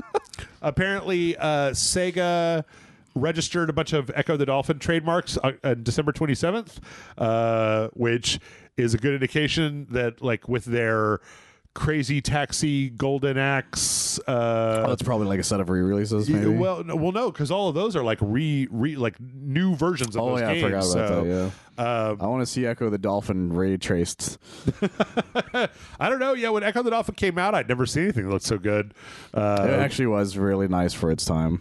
But it's also a game that no one actually really knows what the story is if you ask them about it. It was Golden Axe, Crazy Taxi, Shinobi, Streets of Rage, and Jet Set Radio, and then Virtua Fighter. So, and now Echo is in the mix as well. I have no problem with this if they want to just, hand this stuff over to indie devs and let them give it a try. Yeah, see what they're able to find out. Things you could do with that. But again, like, I don't know anyone who actually knows how to play that game correctly. Oh, Echo the Dolphin? Yeah. It's hard. It's a very hard game. I've never met anybody who actually knows what the actual story of that game is, other than you're a dolphin and there's aliens. Yeah. No, that's the story. Is the aliens are stealing your friends, and so you've got to like travel to where they're from, and then you got to travel to their mothership, and then you got to like snoot them in the face until they give all your friends back. It's such a strange. It's basically Sonic the Hedgehog, but with a dolphin and not a hedgehog, and with the xenomorphs from Alien and not Dr. Robotnik. So. Still surprised that game exists. Yep, I'm surprised. Multiple sequels. Yeah, I'm surprised there were more than one. So. Yeah. Let's see. We got some news about the PS Plus games that are coming. And one of them is God of War Ragnarok, which is a big one. Oh, that's fun. January 15th, they're adding God of War Ragnarok on January 21st. The other big one is Indiana Jones and the Staff of Kings, which was a PS2. It's a PS2 version, yeah. Yeah. That game sucks, by the way. Which, yeah, even this article was like, it wasn't a very good game, but it was like PS2 exclusive, and so... you can play it if you want before the there are three versions Gold Circles come out. There are three versions of the game that eventually came out. Yeah, I know a lot about this game, guys. Why? Because when I was younger, I really wanted to get the game because they had announced when it was originally announced that it was going to be a 360 PS3 game, and then those were going to be like the bad ports because when that happens, they're like, oh, these are the ones we give to like the guy's cousin who happens to own a game studio kind of thing. Okay. And so what happened was that they created a whole new engine, and somebody was like, let's make this a Star Wars game instead, and then they made The Force Unleashed using the engine they made for the Indiana Jones game. Okay. Because and then what happened was they're like, well, we're already making. What about the other ones? Like, well, just let them finish that one. So there's a Wii version, there's a PS2 version, and there's a 3DS version. And I had the PS2 and not 3DS, DS. I had the PS2 and the DS version. Yeah. I actually beat the DS version. The Wii version. The good thing about the Wii version though is you could unlock Indiana Jones and the Atlantis game in it, so you could have the point and click game. Oh, okay. And it was just like, I'm such a big fan of Indiana Jones. I was like, I'll buy this game because I really liked Emperor's Tomb, which was a PS2 game. And then I played this game. I'm like, oh, this game's fucking terrible. Who made this game? I don't even know. I don't even remember anymore. I used to know that, but it's a game that I did go out and buy because I bought it when it was really cheap because nobody was buying it. Yeah. And it had the weirdest mechanic. So what happened is that there would be a gun shooting sequence, and it wasn't like you running around shooting them. It was like it would stop the whole game. He would hide behind something, and then it would turn into like a light shooter. Oh, and it was like just Time Crisis, fucking terrible because you're using a PS2 controller, to shoot these things. It was impossible, And it was the main reason I didn't finish it on the PS2 because I couldn't get past one of them. Yeah, I was so mad. Well, there you go. Well, you take another shot at it at the end of January. So I was just guys. It's not a good game. It was funny because I did a search for it on YouTube, and the first thing that came up was a "What happened," and I was like, okay. And that was how I found out it became a Force Unleashed game. Yeah, because I had watched the trailer for it because they showed it like in E3 or something. Yeah, and I'd watched that trailer like 100 times because I was just like, I'm so excited for this game, and all this new stuff in it, and the game just never fucking came out. Well, and I never even knew it had been canceled for years until I looked it up. I was very frustrated. Let's see. Speaking of things that Michael likes, Marvel Rivals is getting the Spider-Man 2 PlayStation suit soon. Good. Are you going to? Are you even still playing Marvel Rivals? I'm not, but that's more because I haven't had time to play games in general. Yeah. Like I had a friend, he's like, Marvel Rivals? I'm like, God, I want to, but I'm not at home. Yeah. Well, that's coming in, and that's kind of coinciding with also the PC release of Spider-Man 2. I wonder if they're going to do some sort of promo between the two. Like maybe if you get the game, you get it for free or something. I don't know. Maybe. We'll see. I know that there was another story that was talking about how NetEase said that they wanted to put out like one new character every 2 months or something like that. Yeah, something like that, which is like kind of unheard of for these games. Yeah, but it also helps that they have they don't have to design a whole new character the way Overwatch does or any of the other ones. They can just be like, that guy, and then just come up with his moveset. Right. And that's and maybe like figure out the way they would look. Yeah. That's it. Yeah. But that's the easy part. Oh wait. I rearranged this before. Wait, where the hell is my other story? Where's the Venom Dong story? They've silenced you, Jeff. They want you to talk about his dong. Okay, there we go. The other story was that apparently people on the PC were modding the shit out of Marvel Rivals to put other characters in it. Yeah. There was a Goku as Iron Man one because he flies around. That was the one I saw. There was a what's his face from One Piece, Luffy as Mr. Fantastic, that obviously. Makes sense, and then there's other ones like, as previously mentioned, just big dong out Venom for some reason. Oh, and then also there was a Pochita from Chainsaw Man, Jeff with the land shark with the chainsaw coming out of his head. But apparently they put the lockdown, they put the kibosh and all this, and they locked it down. But I'm not surprised at all.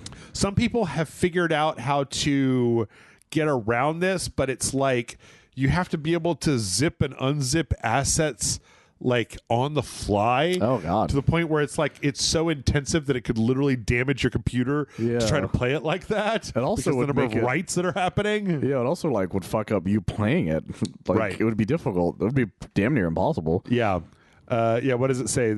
The first incorporates modded files directly into the game's pack files. The second method is more straightforward. It seemingly revolves around unpacking and repacking files quickly enough to skirt the new checks.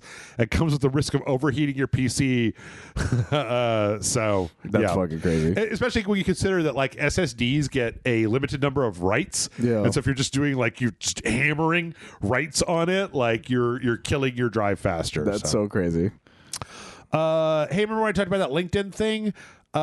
It turns out that could be an Elder Scrolls 4 Oblivion remake. Oh, wow.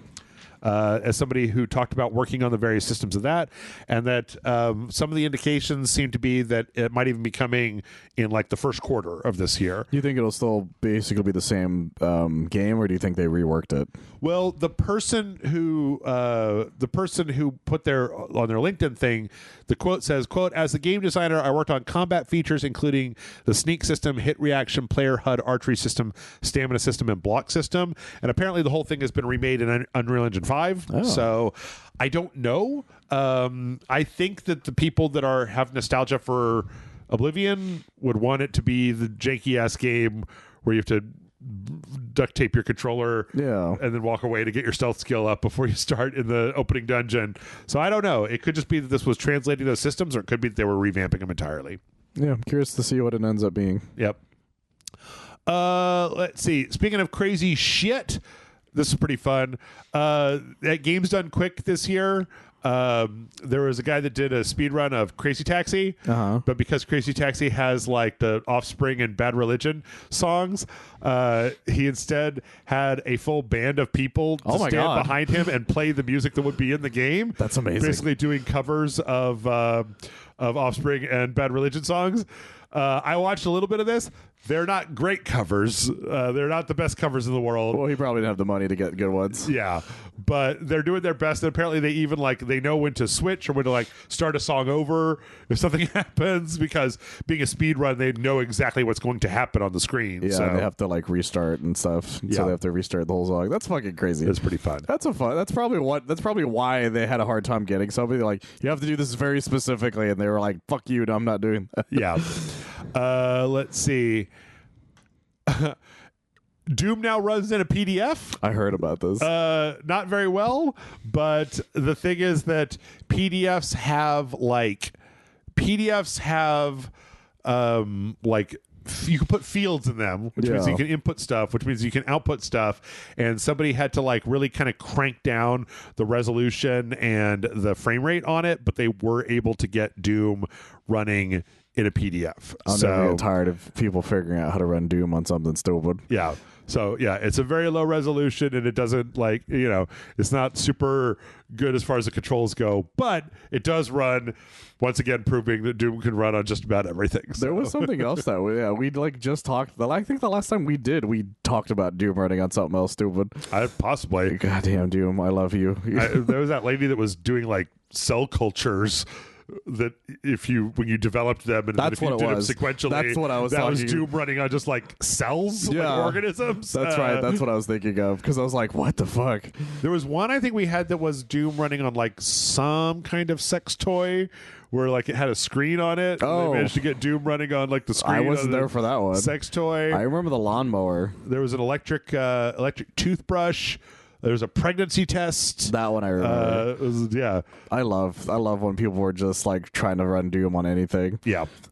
There was that meme where it's the difference between two different jobs, and one of was trying to figure out technology. The other one's I got Doom to run on. Right. Yeah.